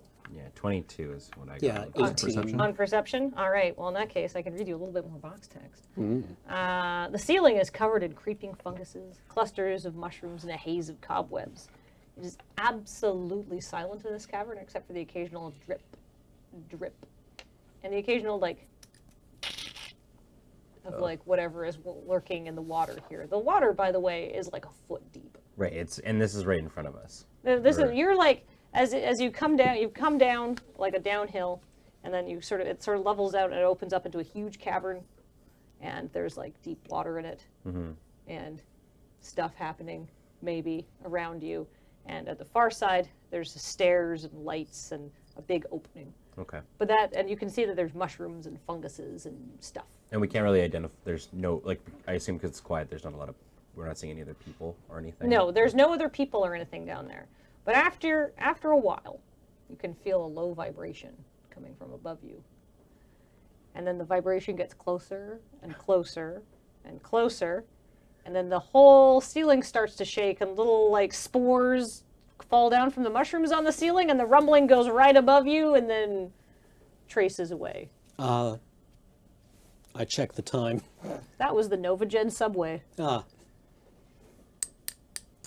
Okay. Well, Like a finely tuned what? are there still footprints, noticeable footprints at all? No, because there's like a foot of water here. There's Yeah. no way to really track it through the mud. Is this the only way they could have gone? I mean, there's dozens of pipes you can check out, but there's also this one glowing, narratively convenient place. Yeah, the scans. It's like, Yeah, the icon changes when we mouse over that. Yeah. Yeah. Hey, Asmola, just out of curiosity, did a lot of people know about this device that you made, or is it is it secret? I mean, it's not a secret because we're actually working on it with some Simic researchers.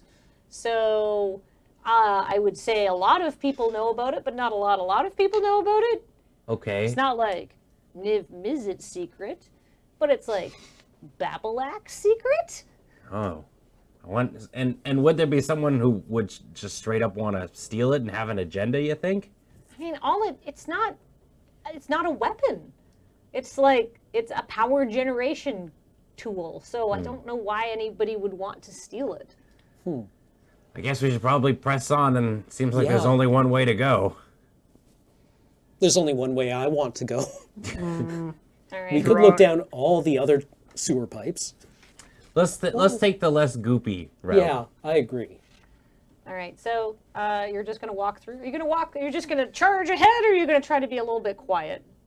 I Well, think slowly this place advance seems not quite sacred, but maybe I'll try to respect the quiet. It also seems difficult to be sneaky here. All right. So you're unless we're under the water. slowly advance through the water, I guess. all right. Who wants to make a perception check as you walk? I can do that quickly. Sure. Yeah, we've got the low light bonuses here too. That would be a perception to spot hidden creature or object as a free action. So Oh. that would be a 23. Oh. Or a 24. bonus action. All right. Bonus I got a action. critical fumble. So I don't know how. Maybe you suddenly notice that there's a stain on your uniform, and you forget to look at everything else.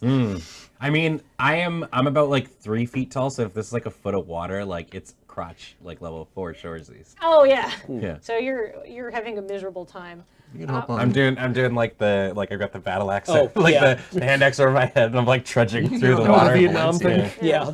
Yeah. You notice in one of the entrances that you decided not to check out, there are a pair of giant spinal centipedes who appear to be guarding a brood of eggs.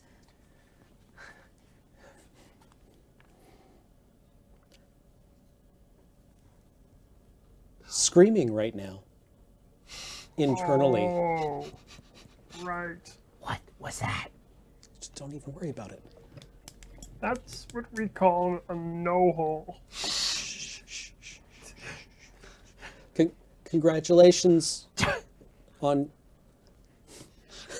All right, so do you guys want to make, now that you know that the centipedes are there, do you want to make some stealth checks to Very see much how so. we can Very get much through? so. You know what this reminds me of? Like kind of a break. This reminds me of Big Trouble in Little China when they're walking through the sewers and like somebody comes out and eats a person and he throws a spell. It's like, that shall not come out. Like, what won't come back out? Yeah. What? We have to be sneaky here. Okay, I can do 2 sneaky things. First off, Would I be able to get, like, ride Valencia and do this as, like, one unified stealth check? course. or Yes, should- yeah? absolutely. You can climb on top of Valencia if the water's that deep, and she Okay. can like sort of doggy paddle through, and that would actually probably be much more silently than you trudging There through must in be like some full way armor. out of here. Stop, children. What's that sound? Oh, wow. well, I have a one of, before we do our stealth rolls, I have a spell I can cast as well. I'd like to use my level 2 druid spell, Pass Without Trace. So I'm going to cast this. Range self. A veil of shadows and silence radiates from you, masking you and your companions from detection. For the duration, each creature you choose within 30 feet of you, including yourself, has a plus 10 bonus to dexterity stealth checks, and can't be tracked except by magic. A creature that receives this bonus leaves behind no tracks or any other traces of passage. Wow, that sounds excellent. That sounds like a really good way of getting through here. So how many creatures can you target with that? It doesn't seem to have a limit. It says for each creature you choose. Yeah, All right, so you're targeting everybody. correct. You all pass your stealth checks. Then. Yay! The power of magic! All right, perfect. I didn't take AoE spells, but I did take utility spells. All right, Handy. Great. Yeah. because of that, you reach the light without incident. The lights turn out to be a pair of continual flame sconces mounted to the wall to mark a set of wide and well-maintained concrete stairs and a large landing, complete with handrails that lead up to another set of wide, clean stairs. A soft light glows from the top. Despite its location, this is an important and well-used thoroughfare. You can tell because there is a community announcement board nailed to the wall next to the doorway. Ooh, what's going on? Yeah. Oh, well. Guitar lessons? Yeah, I was literally about to ask. All right, so Looking for a nanny. the first one says, caution, centipedes are more aggressive during brooding season. 17 Quagar, 76. That's less than a week old. The second one, do you want to keep reading? Yeah, Yes. I'd love to. Bake sale! Yeah! 1 Zvizgar, 10 a.m. to 4 p.m. Did it say- Mazgaz Elementary School, Skurbov Street, Kazina Depths. Does it say what they're like, if they're raising funds for anything? It does, in fact. Come and enjoy a wide variety of baked goods and purchase donated handicrafts to support the Mazgaz 6th grades class upcoming field trip to Zonot 5. Oh, we should check that out. Can this session end with us just like beaten up, sitting on the sidewalk, and then we all simultaneously pull out a lemon bar? Well, unfortunately, it's not the first of Zviskar yet. No. It's still Quagar. Would you like to keep reading the announcements? Yes. Yes. All right, I'll just read you all of the announcements. Yeah! I know. We know you crafted these. I worked hard on this. Wanted. Female models. Crawl, Devkarn, vampire, hybrid, but not human. Willing to model nude for art project. Not porn. Gladly. Contact Hograx Vey for more information. 37B. Twabnottle Lane, Cozina Depths. And finally, Cozina Cleanup Day. 9 a.m. to 5 p.m., 15th of Zviskar. Come help your neighbors and meet new friends while cleaning up the shores of the Senza Under River in Cozina Park. Finder of the largest pizza flats retrieved will win a prize. Free t-shirt for all volunteers while supplies last. Celebrate afterwards with a rare schedule of performance of the Masaaki Guerrilla Theater Troupe. There's a Oh. large sign, by the way, above this, reading Cozina Depths community announcements. We've heard of that one Yeah, from the the gorilla, drunk dude. yeah, the gorilla troop. Yeah. That's the Which person we who haven't. comes in, right? Oh wait, how is it spelled on here? This was the big question that we never had answered. Masaaki. No, the That doesn't gorilla help part. Oh. Like a monkey or not a the warfare part- Yeah, thing. the part of we the haven't question. figured this out. Now we can finally put this to bed. Guerilla. Not We giant needed monkeys. to figure this out. You owe me 5 zibs more. I just wanted to make friends with monkeys. Here you go. I pay the bet. All right. Okay. Now that we've discovered that, and I assume you're all climbing the stairs and getting out of this horrific place. Is there like a Golgari boot thing for the people who come out of the sewers just filthy? They're like, yeah, that's normal. Here's like an umbrella stand, but for sewer filth. Well, I actually have some box text. to Ooh, read you that I think please. might explain where you are. Okay. One of the most unique aspects of the densely populated plain of Ravnica is its undercity, i.e., the parts of the city that, due to factors like space limitations, preferred climate, and unsuitable geologic conditions, are kept quite literally under the other bits. The undercity is almost as enormous and sprawling as the main city, but water, not roads, form its main transportation corridors. This is because most of the water courses on Ravnica have at one point or another been subjected to various is-it-league land reclamation schemes that have essentially paved over any river, lake, or in the case of the famously ambitious is-it engineer Emona Plazjok, ocean, that had the indecency of getting in the way of Ravnican civic progress. Although once thought to be the exclusive domain of monsters, criminals, and independent artists, the Undercity has plenty to offer that ambitious tourist who doesn't mind going off the beaten track, is good with humidity, and has a naturally high resistance to poison. So you come out of these stairs, and you see a sign above the stairs that says, "Sewer entrance, proceed with caution." And then you see another set of stairs beside you that says, "To Novajek subway line." Oh. Well, at least we don't have to go back the bad way. Yes. And so as you emerge from the stairwell and enter the dim light of the Undercity, you immediately become aware of several important things. First, you are only a few feet from the shore of the aforementioned Senza Underriver, the enormous body of water that bisects the 6th district, serving as a natural border between the 3rd and 4th precincts. This means, according to the map beside you, that you are in Kozina Park, the main green space for the bustling Undercity neighborhood of Kozina Depths. If you look to your left about 100 feet, there's a small dock where you can rent beetle boats by the hour. At the nearby picnic grounds, a group of Kraul, which are a race of 6-legged insect people, appear to be celebrating some of their brood's birthday. Oh. Aw, Who wants to roll perception? sure. 18. 16. All right. 25. All right. Well, I think all of you pass. There is a nice little, beside this entrance, there's some, beds of, fungus and mushrooms that have clearly been landscaped rather lovingly. And in one of the mushroom bushes, we'll say, like a little grove of, 2-foot-high mushrooms, there is a white bag. The white bag says, property of the 168th Boros Garrison, and it has a weapons check tag attached to it. Ooh. I super go look at that bag. Oh, well, the weapons check tag number is number 58, which means, Nog, Yes. it's your lance. That's my lance. Thank you. All right, I got my lance back. Is there anything else inside? No, just your lance. It got Alright. checked in its own bag. Okay. And Pretty big. In further good news, you can see that there are a pair of wet, muddy footprints leading away from the bushes, and in fact going along the main pedestrian path of Kozina Park. So you're in a big civic park on the shores of the Senza Underriver. Are we standing out due to the fact that we're filthy? You're standing under the fact that none of you live in the Undercity. The Undercity is a lot of Devkarin, that's dark elves, a lot of Kraul, Simic hybrid people live down here. The Undercity is very humid, so generally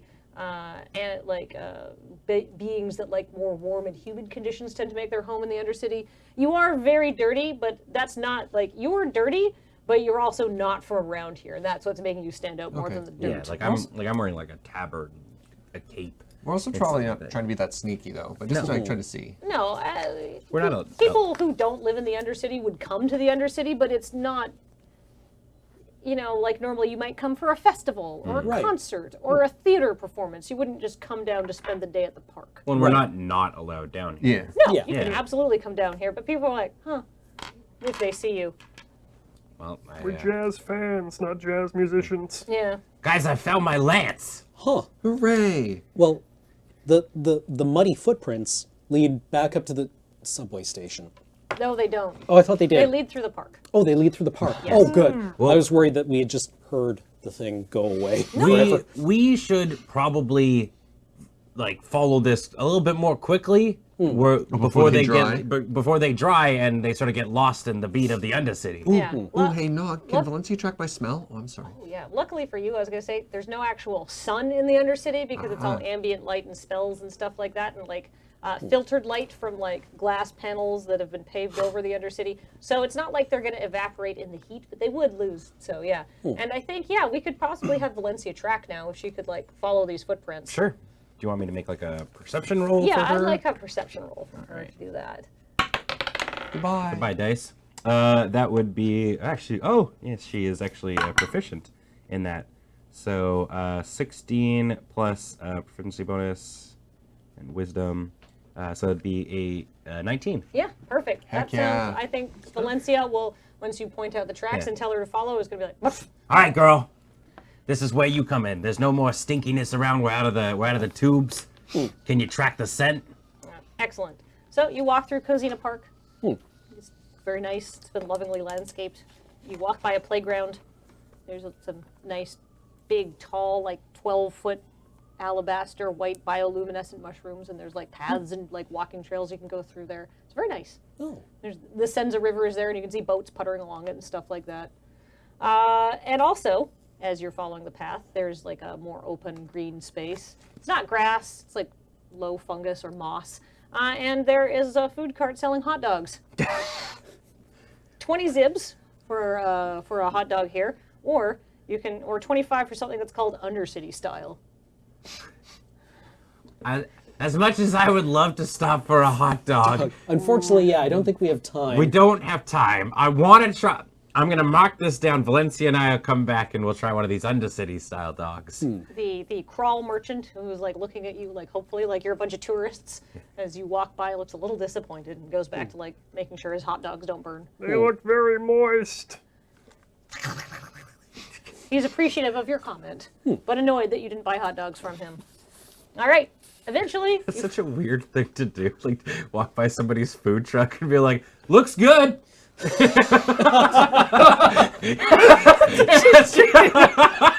that's what you did, right?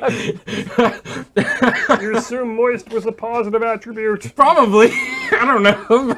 I like my meat juicy, and it's probably meaty. Is it one of those, you want a damp cake, not a moist cake, or a moist cake, not a damp cake? I won't bore you with the details of the curing process. All I'll tell you is that moisture is very important at certain times. I believe you.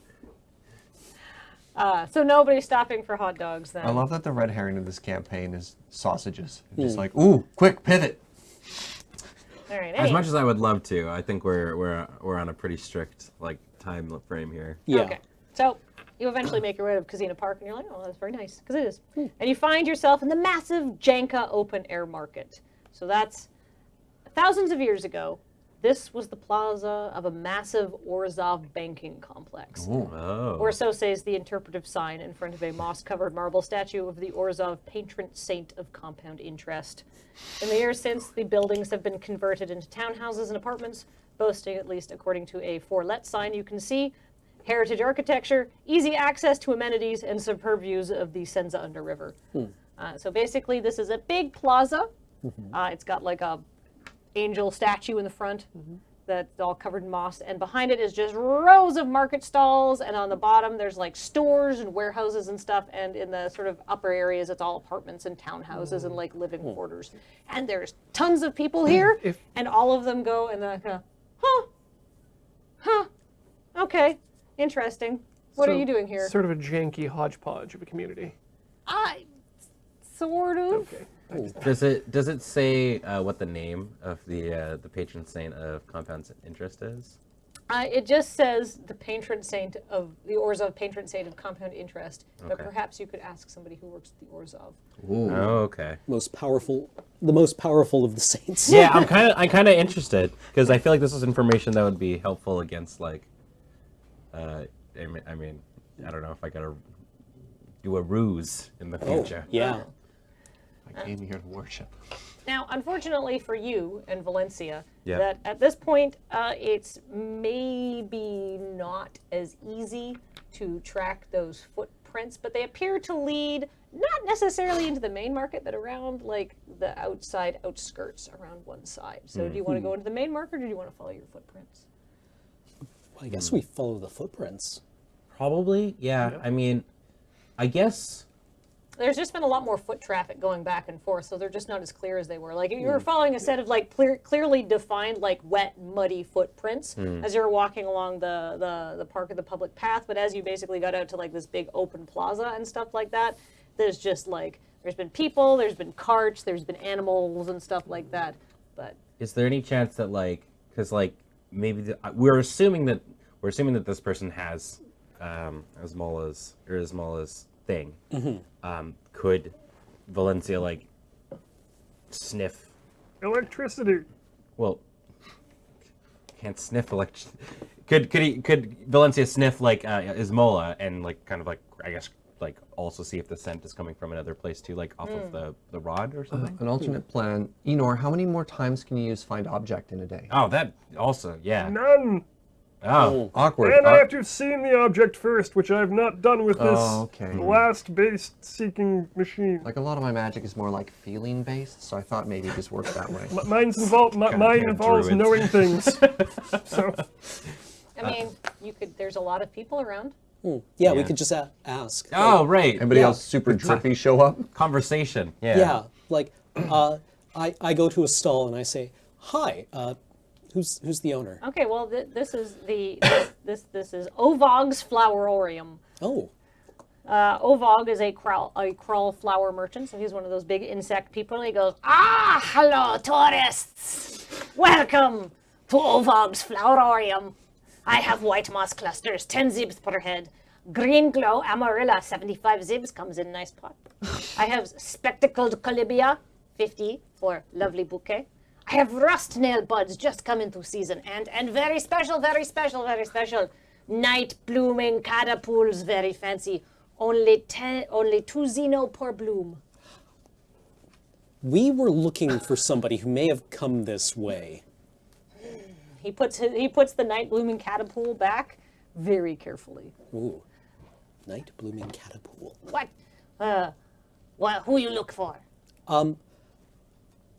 We suspect it may have been a goblin? The goblin's back. There's the cousin? Raktos circus person. Right. Yeah, one human. I believe. Yeah. And the footprints are kind of like human-sized Isn't there one footprints, more right? we don't know too? There's two Yeah. that we're missing. One is the Raktos circus person. The other we don't know anything about. The other one was a teenage boy named Ogvin who was brought in for disturbing the peace. I ask if perhaps he has seen either like a teenage human boy No, or a human man. you are the first human I have seen all day. right. Well, except for that lady over there. I look at that lady over there. That lady over there is a traveling merchant. Oh. They may have been carrying a. Ismola, you said it was a rod? Like 8 feet. No, 8 like inches. 8 inches. It's Inches. just like a little. It's like a little rod with like a knob on the end that shoots sparks, and then occasionally one very big spark. Yeah. That. Nothing is coming to mind. Do you have anything that doesn't need a lot of watering or sun? Oh, that's most of my stuff. Green glow amarilla. Keep it in a closet. We'll be happy. Put it in a window. It will die. It sounds perfect, actually. Does it do good in office environments? I'm really looking for something like. You will need to mist it at least 5 times a day. Okay. If there's like central air or something going Oh, on. okay. I'll write that down. Thank you. Oh, hey, here's your pot of green glow amarilla. 75 zib, please. Here's your change. 8.25. All right. All right. Oh, thank you for buying the flowers. Sorry I couldn't be more help. Oh, no, it's appreciated. I've been meaning to get a plant for my office space. Thank you. It's so stuffy in there all the time. the best time to do it. I also love just like no window, perfect. I'm not I end up breaking down a window. Yeah, I don't get a window. Do you want to maybe go and talk to somebody else? Yeah, the human merchant. Yeah, Okay. that seems good. Perfect. You come and go. You go a couple feet down the like sort of side branch. This is like the less popular shops on the side. These are not the choice. Like I would say the best ones in the open air market are definitely the stalls that line the central corridor. These ones are along the back side, and so it opens up into like a bunch of like closed shops and warehouses and The stuff. off-brand Xeno store. Yeah, so sitting very like she's got her feet up on her table like this, you know. she's got like her eyes closed and her arms crossed and she's like doing a little nap. Is a tall, thin human woman with pink hair that is piled onto two large buns on her head. You can see because her eyes are closed because she's having a nap. She's got like a scar going down. sounds Covering so one cool. eye. She's wearing a long Wicked black lady. dress, and it's got like orange stripy details up the sides, and she looks very cool. Hello. What can I do for you? I was wondering if you had seen either a teenage human boy come through here, or perhaps an adult human man come through here. Either one carrying an orange or a red and blue tube, about 8 inches long. Sparky rod. May have made your teeth ache a bit. Aware. Ozone. They would also be damp. I The have person, not not the seen. teeth. I have not seen a teenage human boy. In fact, you are the first human I've seen down here all day. Oh, I guess Ismola's human too. So you two, she says, gesturing to you and Ismola, are the first humans I've seen down here all day. But I did see someone who was damp. Are you on an adventure, perchance? Yeah. Yeah. I sell one thing, and I think that you need the one thing that I sell. Ooh. I'm intrigued. This is a very good hook. Well, Reel but- us in. Is it a pass for the subway? Because I have a lot of traveling to do. It is very useful if you travel. But while you're doing this, you notice that underneath her, that the back of her tent is actually an okapi. It's an Oh. okapi is laying down, also having a nap, and it It's that like opens- llama-looking thing. Yeah. Yeah, it's it the thing with opens the its 3-2 eyes. with vigilance. It sniffs Valencia Ooh. and makes a wow noise and goes Yeah. back to sleep. Valencia is like very like it definitely tries to sniff the Okapi's butt. The okapi's like, Yeah. the okapi has no reason to be wary, so. Yeah. I Anyhow. mean, Valencia lays down beside it while they we're make animal friends. Yeah, they're like the adorable. humans are doing the people are doing the people thing. I just wanted to get that Wario copy reference in there. Anyhow, yeah, I got one thing you sell. I sell, and she hauls out a little package. It's about 6 to 8 inches square, and it's wrapped in red fabric with a black cord that sort of ties off and a button around it. She says, "I sell tents. 100 Xenos. They're imbued with magical restorative properties and wards of protection. That's intense. What kind of wards? Any kind of wards. You will always have a safe place to sleep in one of my tents." Huh.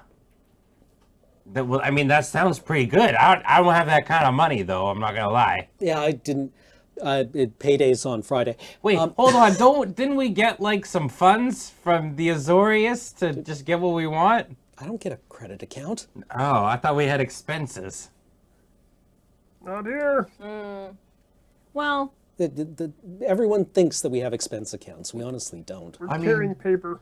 My Argila realizes that you guys don't have any money at this point. I'm gonna try. It's like Hold on. my Voda kept telling me to like go and experience stuff. I've never really, slept under the great. Well, this isn't really the great outdoors because Oh, like, you wouldn't need it here. There's hotels. well, why do I? You're trying to sell me this tent. You look like the kind of people who need it. It's fine. I'll see you again. Then she says, "By the Ooh, way, ominous. the wet person went that way." She goes back to sleep. Puts her feet Tent. back up. I'm gonna save up for a fancy tent. Thank you. Valencia and I have been wanting to go camping for a while. All right. Which way did she point? She points back, sort of like, if we're in a big open air market, sort of off to the side, down, like further down the row of like outside not as cool stalls, there's like a little alley that goes off to the left. Oh, okay. What was the plant I bought again? You got green glow amaryllia. Green glow amaryllia. I guess we started hoofing in the direction that you pointed. Absolutely. Makes sense.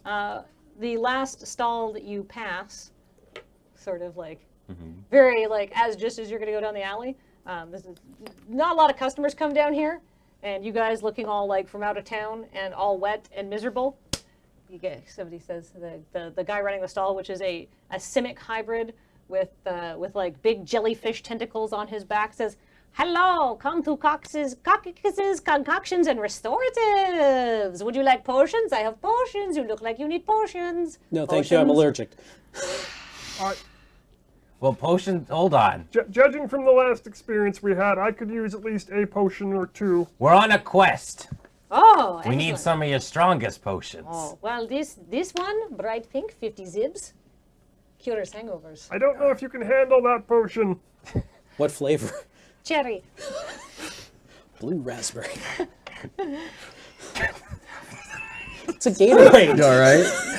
I was picking up what you're putting down.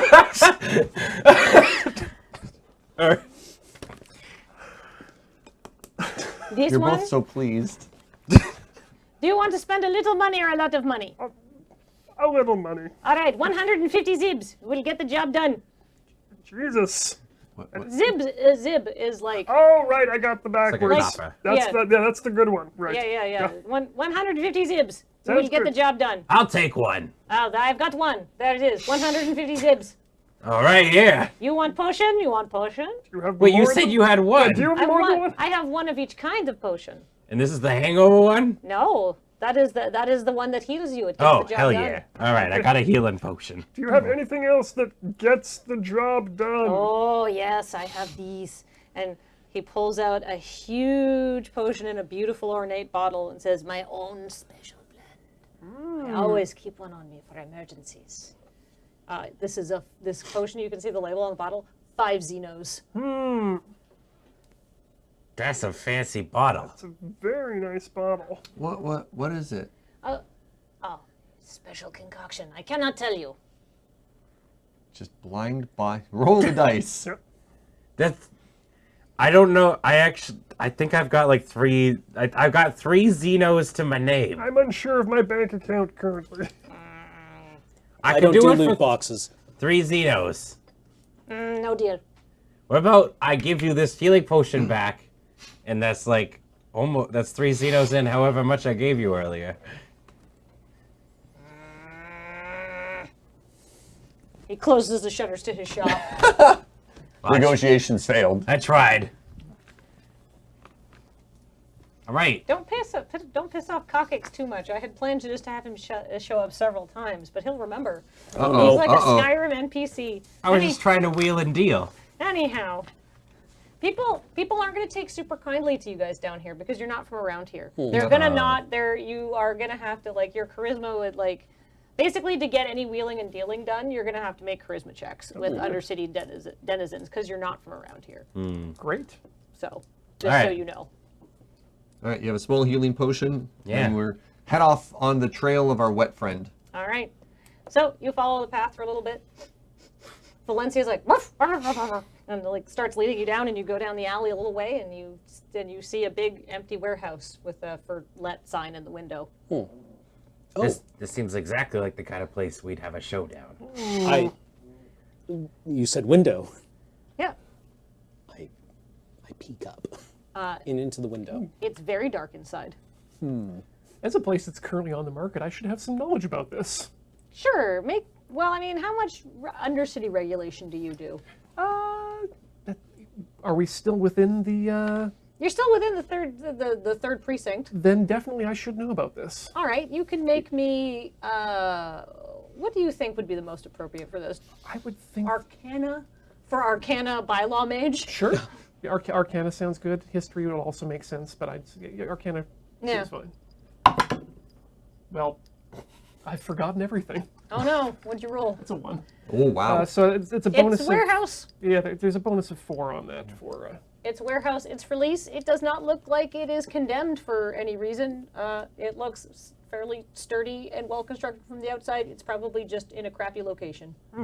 Hey, Avenir, yeah, you want me to look inside? Sure. Okay. Mo, what do your elf eyes see? My elf eyes see perception 18 worth of see. Oh. What do I see with an 18? You see an empty warehouse, but you feel just a little bit on the front of your teeth. Yeah, A little crackle of Yeah. electricity. I communicate that to the group. Ooh. Ismola presses her face against the window. I feel it too! Let's go! And Ismola just goes to like fling open the door. You guys gonna let her do that? I'm not. I'm not really in a position to stop her. Yeah. I feel like Nog would be like, yeah, let's All do right, it. she And I like rips I'm open the helping door. her. All right, you open the door. I just smile. It's like, yeah. All right, you open the door. It is a big empty warehouse. Basically, there's nothing in here because it's a warehouse and it's empty and it's for lease. So the only thing in here is there's like a platform second-story office, presumably for people who work here to like supervise stuff. If there was stuff to supervise, but there's not. So there's a set of stairs leading up there, and in this platform office, there's a bunch of like walls, essentially. Basically, it's a platform with a walkway and some like hand railings, and then there's a little box behind it that somebody has made into an office that could oversee things. And all the blinds are drawn, but the lights are on. Lights are on. And Wait. luckily for you, I mean, well, not really luckily for you, sound carries in a huge empty room. So you guys are all going to be making a lot of noise. That's fine. Hey, instead of like a compass, we could just follow our teeth. Is there another way into the warehouse? There is not that you can see. Oh dear. I start walking in a direction. Do my teeth tingle more or less? Your teeth start to tingle more. Ooh, this way. But regardless of how fast you're walking and how much your teeth are tingling, Ismola is like going, "It's up there!" and is like booking it up to the stairs. I follow her. Yeah, Nog is riding on, like, hops on Valencia and is like, All right, you guys make a whole lot of racket. yep. Yeah. Yep. All right, you're gonna run up these big metal stairs and make even more racket? We're Yeah. running now. Is there any other way up? Not that you can see, but you're in a hurry. I also have the bonus action to notice things. Okay, no. Okay. You're in a big brick box. A big Okay. empty brick box with a few windows at the front and an office at the back. Enor, close the door behind us. Got it. All right. Yeah, you're actually like the perfect person to close a door. That's like your entire job, isn't it? Basically, it's what I do. Are you gonna close it magically? Ooh, actually, it's a good question. No, I don't think we have any reason for that to happen. Mage hand. I mean, Oh, sure. prestidigitation can actually Yeah. just. Oh, yeah, true. All right, you And it gets guys. very dark in here again. You guys are running Let's just around. go on. You guys are sort of bringing up the rear. Where are you, Mo? Are you sort of in the middle? I'm sort of in the middle. Okay, great. Ismola is definitely in the lead. You guys are behind her, and just as Ismola gets up to the door to open it, the door is in fact opened Ooh. by someone. You see a Devkaran elf. He is tall and thin, and for a Devkaran, very pale. He has long, dark hair. He's wearing a fine half cloak of thin and shimmery green fabric and a black breastplate, and he's wearing tall black boots that almost come up to his knees. And you can see that up to the ankle of the boots is just covered in mud and grime. Aha. It's the guy. Like many Devkaran elves, he favors decorative mood marks, and he has a series of small dots and swoops around very large, beautiful amber eyes. His nose is like the rest of him, so it's long and thin, and he carries himself with a stately but almost gentle bearing, or he would if he wasn't flinging open the door and going, "Who the hell are you?" And he has in his hand a 8-inch long blue and red crackling rod. He is not who you think he is. You are not who he is expecting. Huh. But before we roll initiative to go into combat, Nog, Mole, Avenir, this is one of the hottest people you have seen in your singular existence. Ooh. Enor, looking at this man, you now understand why some people want to have sex.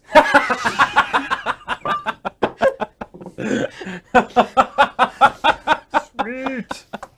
Dream we Yeah, I believe we get me through the night. All right, roll some initiative. All right. Are we rumbling? Are we fighting this guy? Oh yeah. Okay. 22. Ooh, those are bad rolls. What did I get? 4. Yeah. I'm gonna be. I'm riding, so my initiative is the same. All right.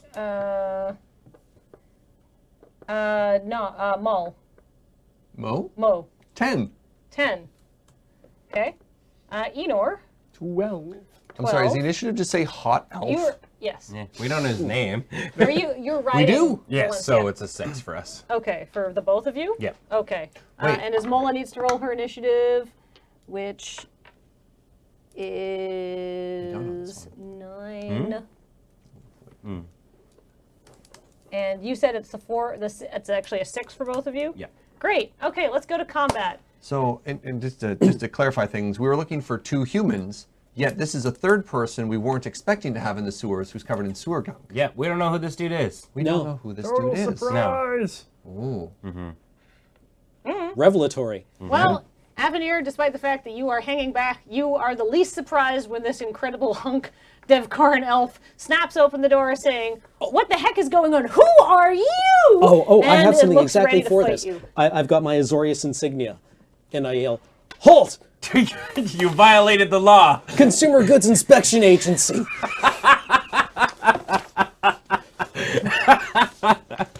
Is that all you're doing on your turn? I'm following everyone else, but Yeah. I also draw my rapier. Okay.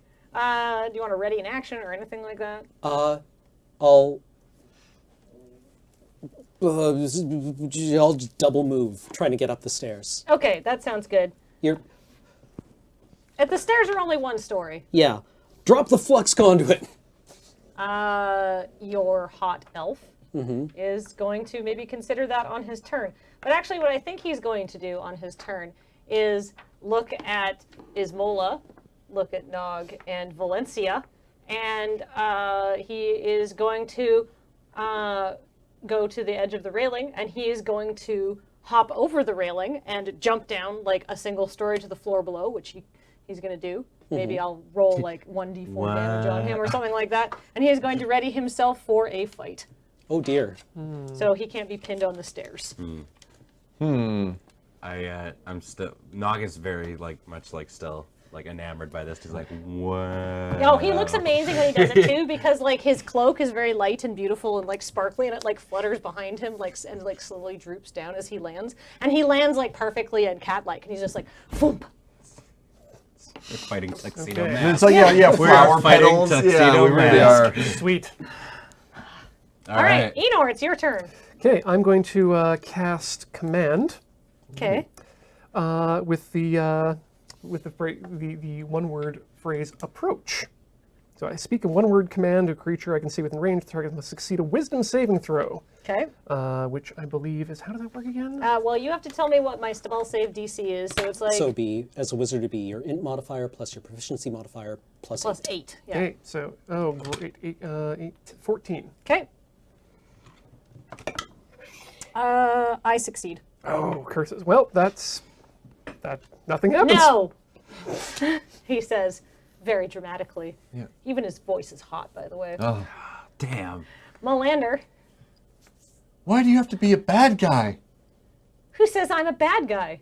Anyhow, we don't have time to talk. I guess he can quip as a reaction. Yeah. Maybe flick his hair a little Yeah. bit. Go ahead. Rules question. I'm fairly new to the fives. Yep. How many? Do I have unlimited cantrips, or how many cantrips do I Yes. get? I thought so. Yeah. I wanted to make sure before somebody's like, "You're cheating, Serge." Yeah. Just like, no. No. All right. I will. I've got this poison spray again. Fine. All right, do I have to make a saving throw, a con save? against that? 14. 14. I miss. Haha! I'm so sorry. You're so pretty and very poor. Take 12 points of poison. Holy moly! All right, 12 you said? Yeah, that was a big. I rolled a Max roll. d12. Good for you. All right.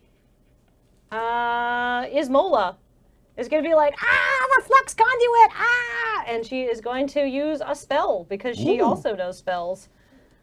Let's see. She's going to use Scorching Ray, which is... Is there any chance of causing this to explode? That's not something an Izzet mage would ever ask herself. Nope. Because the answer is yes. Probably. That will never be an Izzet, as a member of the Izzet League's concern. All right, so you create 3 rays of fire and hurl them with the target within range. You make a ranged spell attack for each ray. On a hit, the target takes 2d6 fire damage. So let's see. Ooh, his Mola rays rolls very well. So I know that's a hit. And so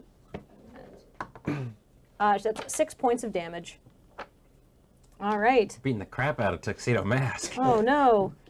He doesn't look all that injured. He's fine. Uh-oh. Okay. But he basically, that's not all that much to him. Nog. Yes. All right. Well, I mean, I'm finally reunited with my lance and my dog. So we're gonna turn around. We're gonna charge after, and I'm holding my lance and I'm gonna attempt to skewer her. I'm just hearing with like my a. lance. Okay. Go, Valencia! All right. Can we just picture the visual of a goblin riding on the back of a giant furry dog charging down a staircase with a lance 15. towards a handsome 15? tuxedo mask elf? Let me double check his AC. Because this is incredible. Ooh, 15 is a hit. Yeah. Do you All have like a right. charging bonus or something? No, not. But like the lance's whole main thing is that it reaches. All right. But I do 11 points of damage. Wow.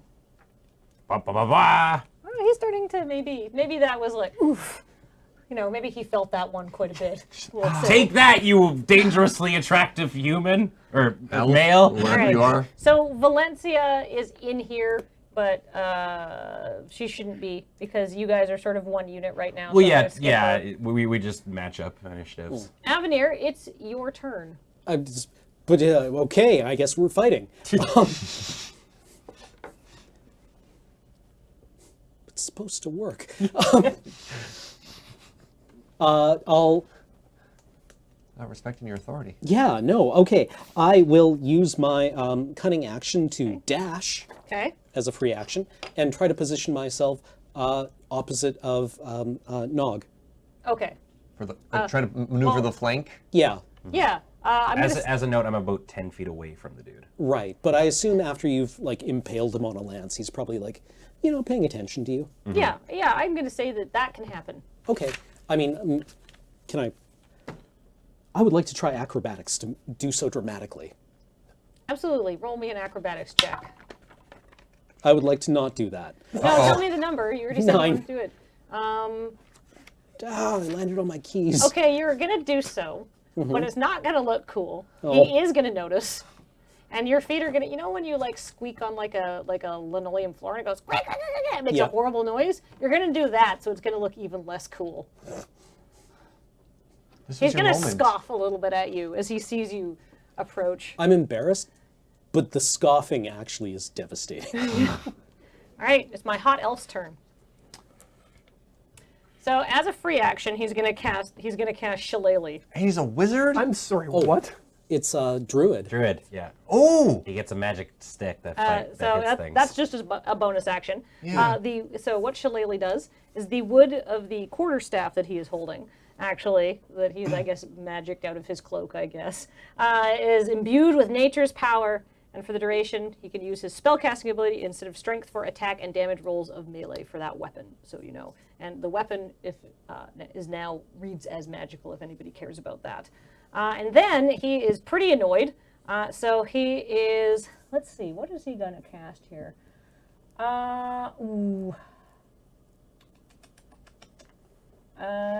He is going to cast Giant Insect.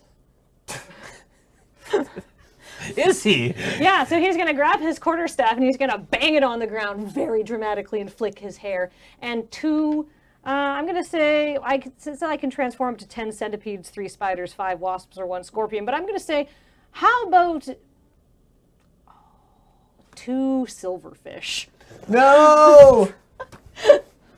Are going- That's worse of all the ones you listed. Yeah, that's 2 silverfish nearby are going to suddenly grow and become gigantic. So many legs. And my they're- books. They're going to smell the paper on us. Oh, these Aureus are screwed. I Third clutched, enemy. I clutched the treaty. All right. And they are going to follow his commands, and they are going to, let's see, do they act on your turn each round? So what they will do is that they are going to surround, he's going to conjure them, and they're going to surround him, and they're going to hiss. Gross. So they're disgusting, Yeah. and they're, I'm going to say 12 feet tall. 2 gigantic silverfish. Tall. 12 feet tall. Well, because they're standing up on Oh, their back. yeah, okay, legs. long. Oh. They're Yeah. long. They're like 12 Right, feet long. okay, And yeah. then they're going to rear up and go. Because as far as silverfish are, like, this is the best day of their lives. You want to go home? It's like, we're good. Yeah. We can buy.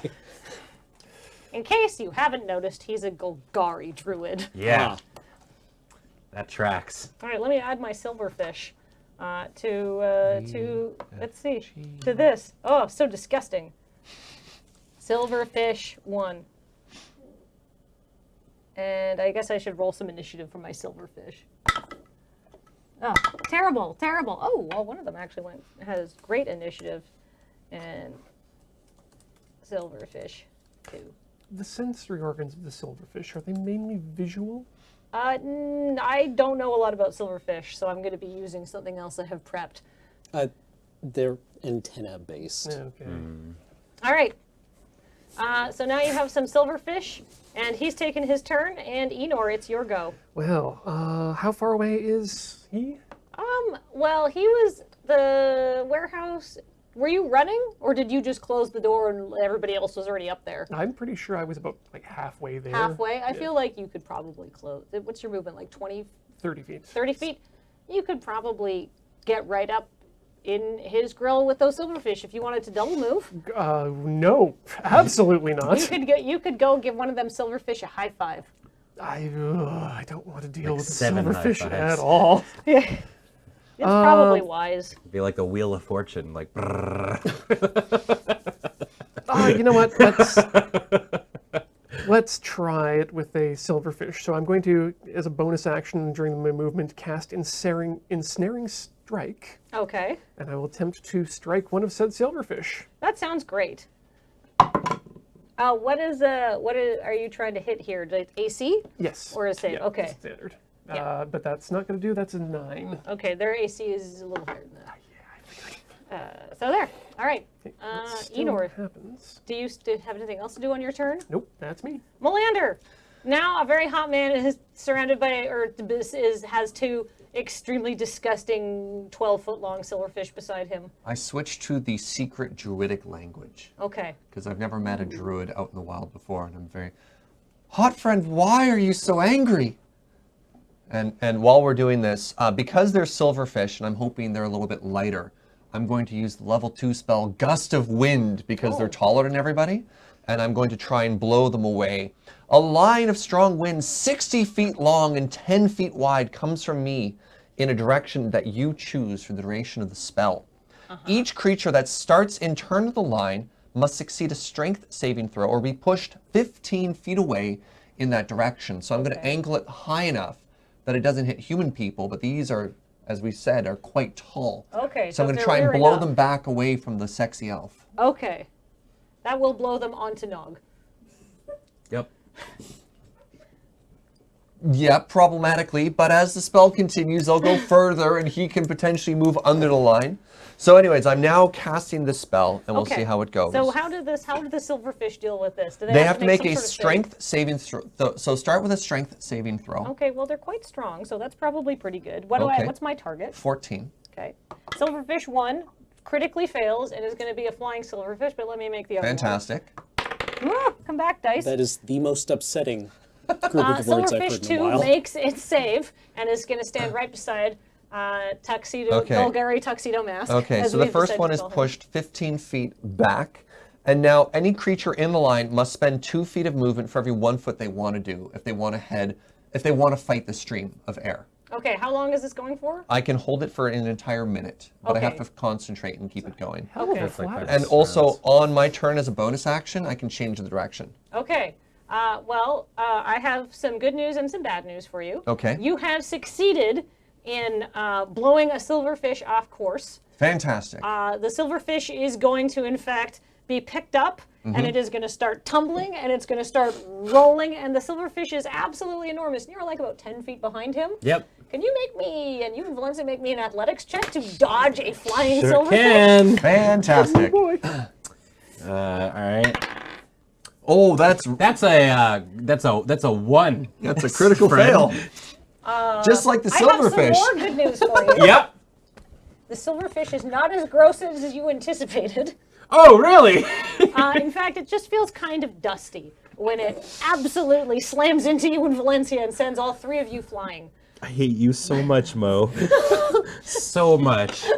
So the silverfish, I feel, is going to take some falling damage here. And I feel that you are going to take some falling damage, but Yep. Valencia will probably just be knocked over. Roll me a d6 for falling Mo, damage. stop doing things! Normally the spell doesn't deal damage, but that's an odd series of events here.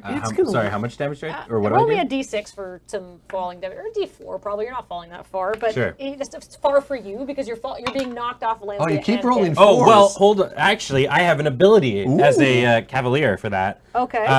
If I, sorry, Born to the Saddle, it's a cavalier ability. Okay. I get advantage on saving throws made to avoid falling off my mount. Okay. And if it's less than a 10-foot drop, I will land on my feet. Okay. Oh. Well, in that case, just roll me a damage for being roll me a d4 for damage for being smacked in the face by a silverfish. Well, I rolled a 4, the maximum damage. Well, you will be taking 4 damage as a silverfish just gives you a pounding. They're gonna leave some powder on you.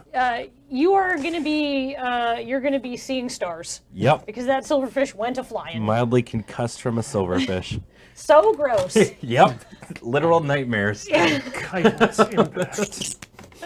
I'm helping. Okay, Ismola is gonna go and she's gonna send a scorching ray at the silverfish that didn't get sent. So she's going to roll for that and fail and send some scorching rays into the ceiling, thankfully, and not into the pyromana flux conduit. Hooray.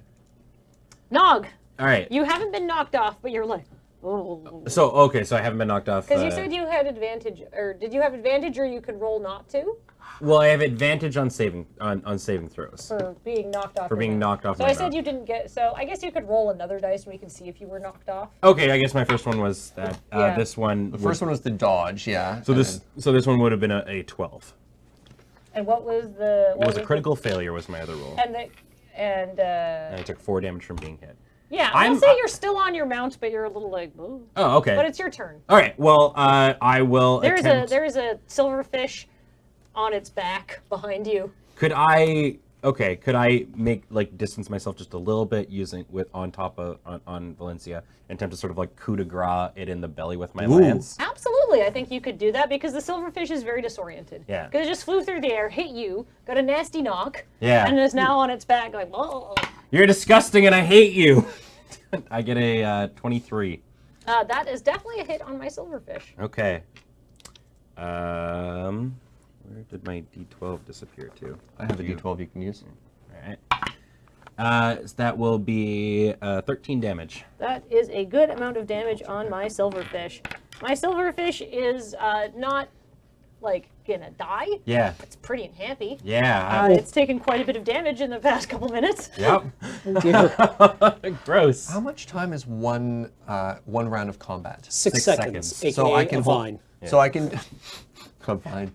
So I can do this for 10 turns, Yeah, oh, sustaining yeah. this spell. Yeah. Cool. All right, so Silverfish 2 is going to go. Silverfish 2 was fine. Who among you was closest to our hero? Well, yeah, unfortunately, It Nog was got knocked me. away, Yeah. and now it's Avenir. Probably toss it between the two of us. Oh yeah, you ran close and tried to touch it.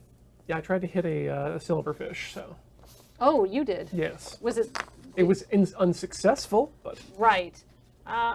Okay, well, the silverfish is gonna sort of circle protectively around Tuxedo Mask because it's that big and it can do so, and he doesn't care. And it's going to hiss protectively, and that's going to be its turn. Avenir, go ahead.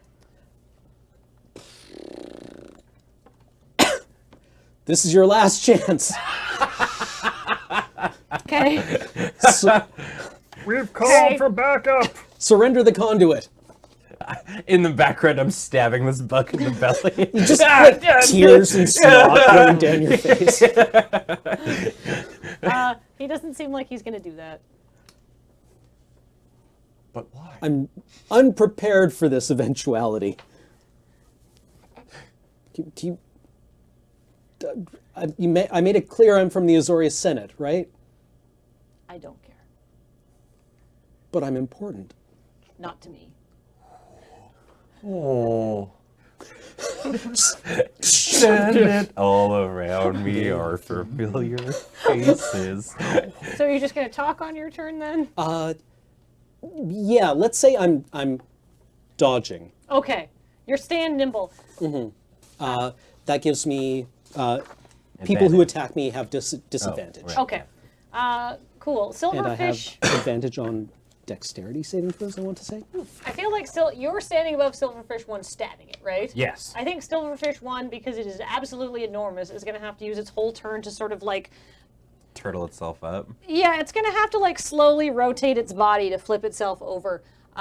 So it's going to do that. So it can be, so it'll be much more well defended, and it will be trying to attack you, but it's going to have to spend its turn getting up. But I think you can. It'll probably, because it's going to have to. It's not very smart. I think it might provoke an attack of opportunity to try and like get itself upright and like move itself around into a more like front-on position. Okay. So maybe Valencia could nip at it or something like that. Sure. Get it. Because what it's I going to don't try to do want is my- circle up on you, right? I don't want my dog biting this dusty bug, but here we are. Looks like it probably is. It's an 8. It's an 8, doesn't it? Yeah. But Valencia tries to attack it as it flips itself upright and like skitters around, so it's like going. It's like, Right. Valencia, bite it. Mm-mm. That's Oh, a no yeah. for me, dog. That's a big Oh, no. I missed. Yeah. Oops. Hot Elf is like, Does Hot Elf respond to my druidic plea? absolutely not. No. Damn it. Let's see. What is Hot Elf going to do? Let's see. Final form also shapeshifts into silverfish. All right. In You fact, could, yeah. Hot Elf, Avenir, you've tried to talk to Hot Elf, and Hot Elf is like super not like excited about this. Uh-huh. So Hot Elf is going to cast. I think he's going to look at you, and he's going to try to cast Ray of Sickness. Uh-oh.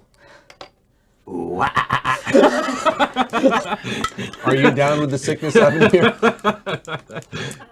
Let's see. What? He has disadvantage on to hit rolls against me because Okay. I'm dodging. Okay. I don't think I'm going to hit you then. 16. No, I'm not going to hit you. Thankfully, because I was going to hit you. So you're going to dodge a Ray of Sickness. He's just a He just huge lightning dabbed on the bolt at you. boss. Ooh, All right, Hot Elf is gone. Enor, it's your go. Okay, Hot Elf, what direction are they looking right now? They're looking at Avenir. Great. How large is the door we came through? Door-sized. Door size, okay. Like, Like- normal human-sized door, or big enough that we could, like, a No, double you door? came in through a normal human-sized door, and like presumably there's some double doors somewhere. Because I realized I should have put two, like a freight door into this warehouse. Okay. But I don't know where that is right now. Maybe it's like in the floor. Maybe it like just goes deeper into the undercity. Who knows? It's weird down here. No, you know what? Actually, you know what? It's fine. Shoot, I did close the door though, didn't I? Do you want to go and open the door? No, that's all. All right, let's try. I'll say yes to whatever. Well, we'll try attacking him again with just a standard hit with the ensnaring strike. Okay, what is The it? silverfish or the elf? The elf. Okay, ensnaring strike. What does that do again? That's just if I do connect with him, Yeah. he's going to get some disadvantages. Okay. There is a huge silverfish like trying to protect him right now. Now we'll attack the silverfish then. Okay. Gonna get some new dice for next time. That's a 3 on the die. So Your ensnaring strike ricochets harmlessly off Yeah. the silverfish's disgusting scales. Gross. Whoops, I skipped Melander. Melander, go for it. What do you want to do? Oh, I wasn't skipped. I'm just up next. Okay, I'm going to take this giant fire hose of air that's blasting on the one, and I'm going to change it to the one that's protecting the elf. Okay, that will hit the elf. Oh, no, I don't want to hit the elf. I want to hit the silverfish. The silverfish is like right beside him. Isn't it tall enough that I could kind of aim No, it it's in like such a way? down on the ground. Okay, but well, now then, it's at then his I will elf. hit them both. Okay, as a warning, how wide is this? 10 feet. Nog is still like basically behind him. Well, there should be an angle now if they got blasted over this way that I could change it slightly. No? All right, well, Because it's like here a it 10 goes. foot wide column. It's not that. let's read this again just to make sure we're all on the same page as to how large my fire hose of air is helping you. Don't make me get a map. Yeah, I just want to Because it's not confirm that the big of a fact that it is in warehouse. fact 10 feet wide. Can you focus the beam at all? We're going to read that up right now. Can you? 60 feet long and 10 feet That is wide. going to be because you're at the back of the warehouse. This is going to hit most of everything. I thought I was at the top of the stairs and like angling down a only bit as here. Mola and Nog got to the top Well, of the stairs. so what? Let's put them all in a giant pile until the silverfish Yeah. go away. Just giant fire hose all in one place. Good God. Okay. Try to work them into a corner. I will work them into a corner. Good idea. If you can put So- Nog there first, he can Okay, flank so it's for a us. strength check, and Yeah, my they have DC to- is 14. Yes. Okay. Oh, the hot elf makes his strength check. Perfect. Ideally, would only blow away. The Silverfish. silverfish fails his strength check. Am I Okay. gonna get hit by We'll another be pushed away giant by silverfish? 15. We'll be moved Well, there's 15 currently a feet. flying silverfish coming towards you. That's okay. The other one has to make a dodge roll ready a too. lance? Skewer it. The other silverfish fails its check and it goes flying backwards. It can't go back that far, so it hits the back wall. Nog, make me a strength save against a big wall of air coming towards you. Would this count as my like advantage, like from being like knocked off, or? No, this is just like a push. Okay. Like, because are you still riding? Yes. All right, Valencia. All right. Well, whoever has the higher strength among you can make that check then.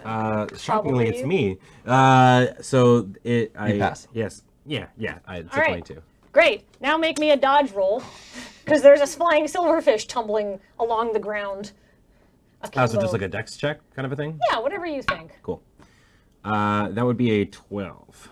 I'm gonna say you get clipped by the silverfish. Okay. I have taken more damage this fight from you than anything else. To be fair, the silverfish are hitting you. It's just the end of a silverfish, though, so it's more just like a face of dust and feelers. Yeah. Let's get whipped by those antennae. Yeah. How much this damage? I'm.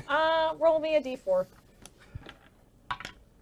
right. Take one. Okay, that's appropriate. I think you just get quipped by a silverfish tumbling end over end, and I'm gonna Can I roll a d12 for the emotional like scarring I'm getting from You this? can talk about it. The other silverfish takes. You can talk to your compatriot afterward. The other silverfish 3. takes 4 Okay. damage from hitting, Yeah. and then I'm gonna say takes I've another, separated the elf from the silverfish. takes another 1 damage from job. the from hitting the wall. So now the other silverfish is in a pile, and the other one is no, they're both in a pile. They're both Yeah. they're both at the back. All right. You and the elf though are just like because Yeah. you're like still in the way of the ray of the like, you're in this 10-foot like wall of wind, but you have made your strength check successfully. Mm-hmm. So Nog, it will be extremely difficult for you to get to this elf. Yeah. You have to use 2 movements for every one you want to move. Why are you saying that like it's a positive? Well, so do they. Okay. He does. All right. Well, you can go downhill at them. Yeah.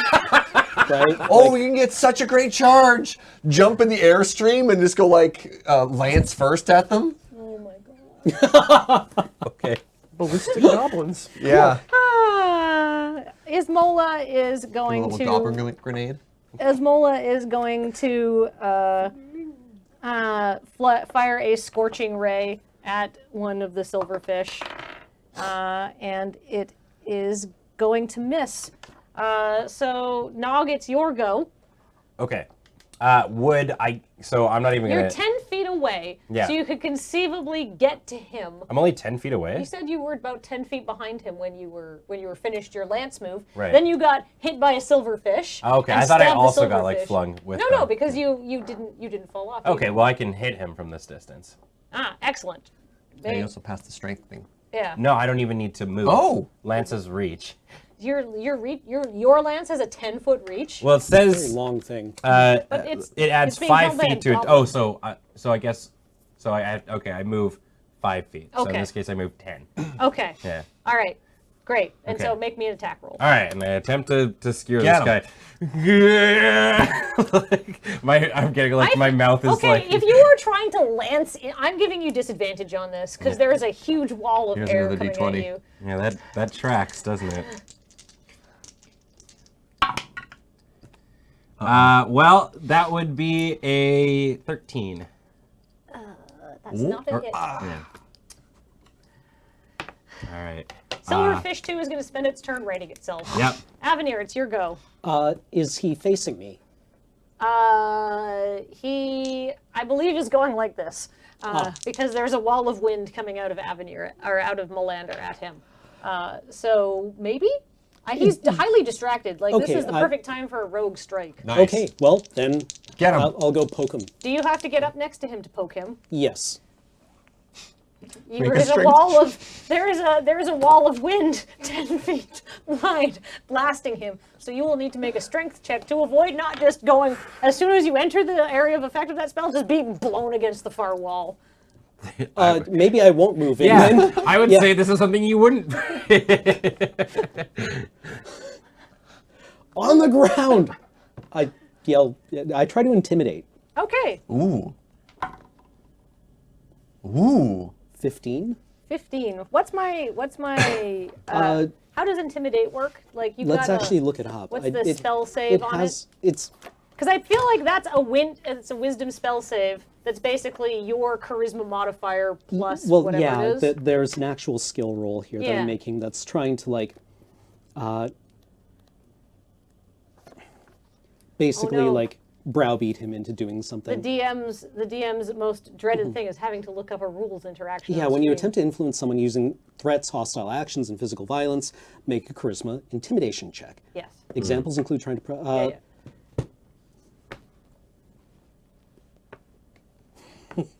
I would say yours represents the DC. Yeah. And you would just do like maybe Yeah. a wisdom. Yeah, Okay. You can wisdom give save. bonuses however you want to, depending on how you Oh, want things to wisdom go save? down. I think that's fair. I'll make a wisdom saving throw based on what did you get? 15? Yes. Okay.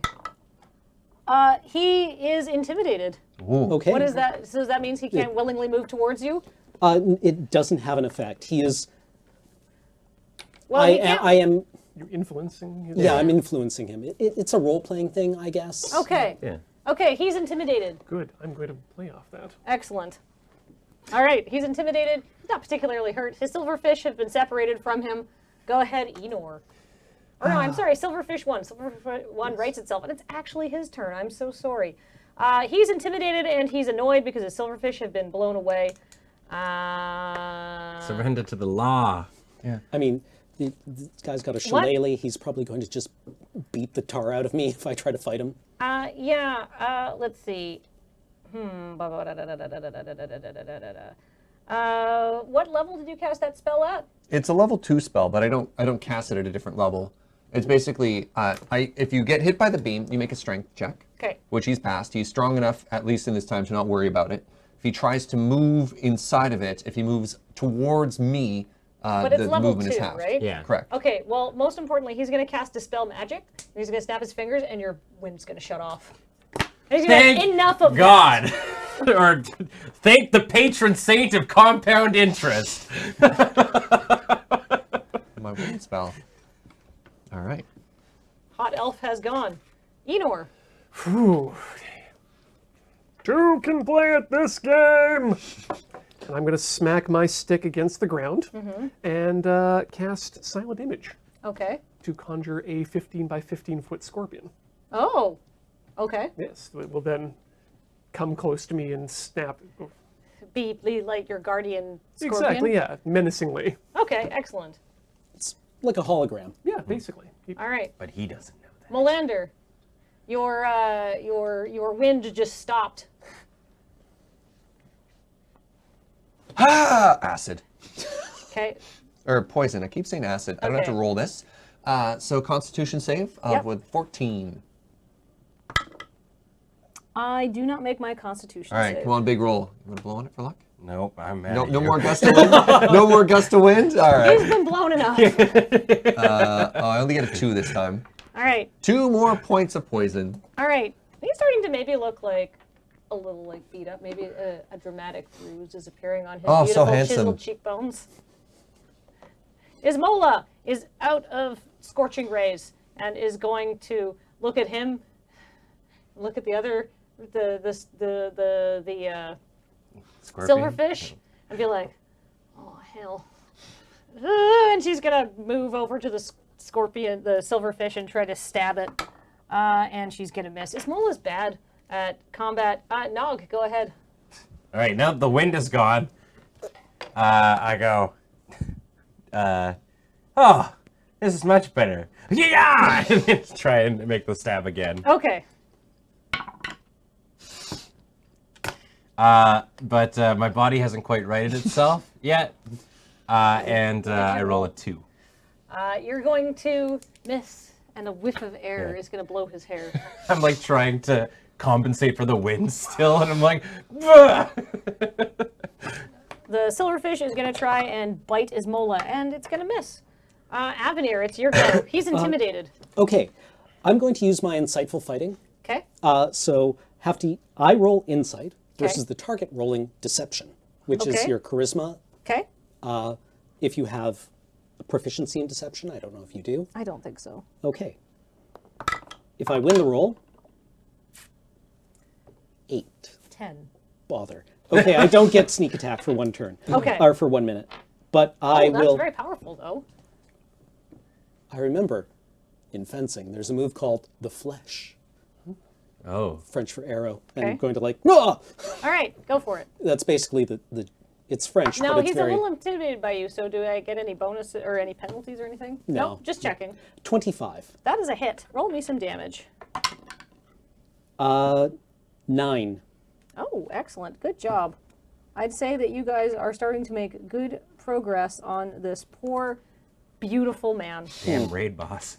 Silverfish 1 is going to try and is going to move over to protect and is going to swing at Nog. Yep, that's fair. Let's see. Let me just double check what my silverfish stats are. Does a 13 hit you? No, it does not. Have Okay. 16. It clangs off Yeah. you. Ooh. The silverfish is now attacking you. Stop touching me, please.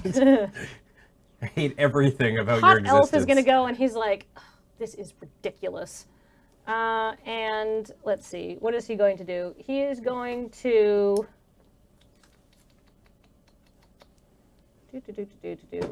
That might kill all of you. That I Do don't it. know. Do it. He's going to cast Spike Growth, which is a range around him. The ground in a 20-foot radius becomes twisted with range points and sprouts and hard spikes and thorns, and in this case, nasty mushrooms, and it becomes difficult terrain. And when a creature moves into or within the area, it's going to take 2d4 piercing damage for every 5 feet it moves. Holy moly. So all of these spikes and thorns and nasty mushrooms erupt from the ground, but just in a circle around him, and he's just like, go away.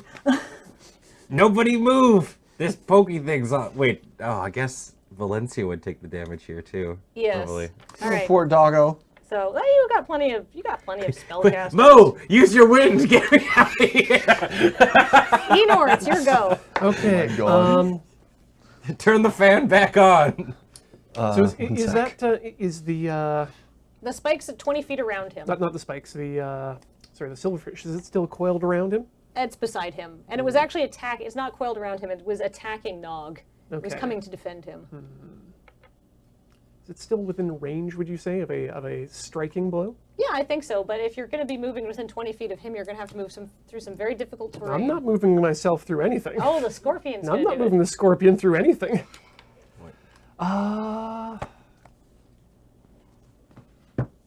Yeah, I'm going to give the command strike to the silverfish. Oh, okay. Well, let's see what happens.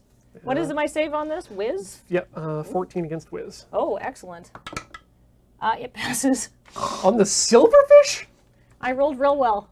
Okay. Okay, this is Okay. as this is happening, you hear a voice go, "Oh, Vogos, this is ridiculous. Ah, this plan is over." And you feel a hold person spell grab all of you. Grabs you, it grabs you, grabs you, grabs you. It even grabs his mole, even though her and a silverfish are having a slap battle in the back. And this mist envelops everything. And you hear, whoops, clunk, there goes my DM guide. And then you hear a clatter. And then you hear a whiz and a mist. And when you leave, and then the mist recedes, and the spikes wither away because it's been a minute, and that's all they'll last for. And the pyromana flux conduit is sitting on the ground in the middle of the room.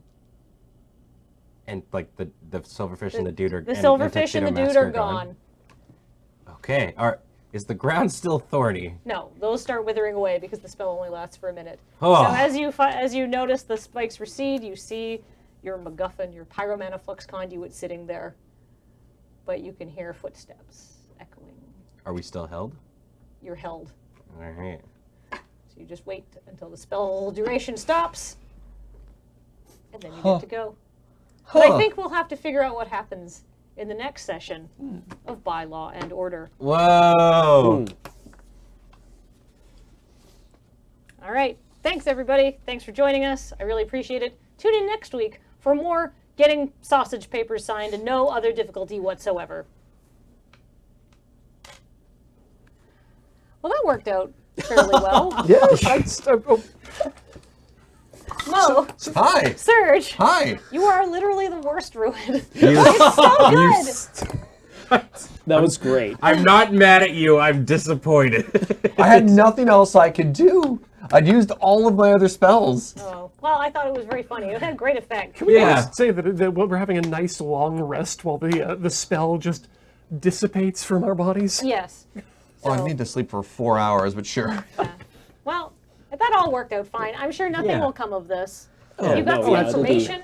Hey, we got the thing back. Yep. Yeah. You got the thing back. We have an appointment now with Bibilax, Yeah. so we can Maybe. get one more signature. Oh, we got it back. Right. So they'll be happy. The Izzet will be happy enough because we got their Oh yeah, his MacGuffin. mole owes you a favor. And we've only maybe possibly pissed off a member of the Golgari. And we know that this guy's willing to come around anytime we're in trouble.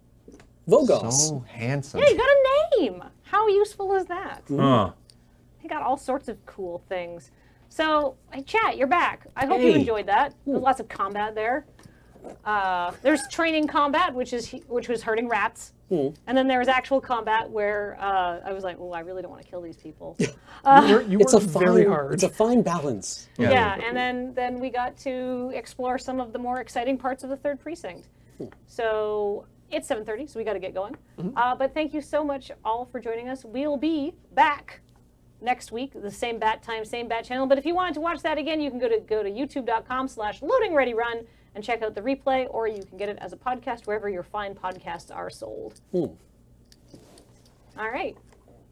Thanks so much. Thank you. Someone's Bye. selling you our podcast. Please don't buy it. You should be able to find it. Oh, yeah. Bye. Bye.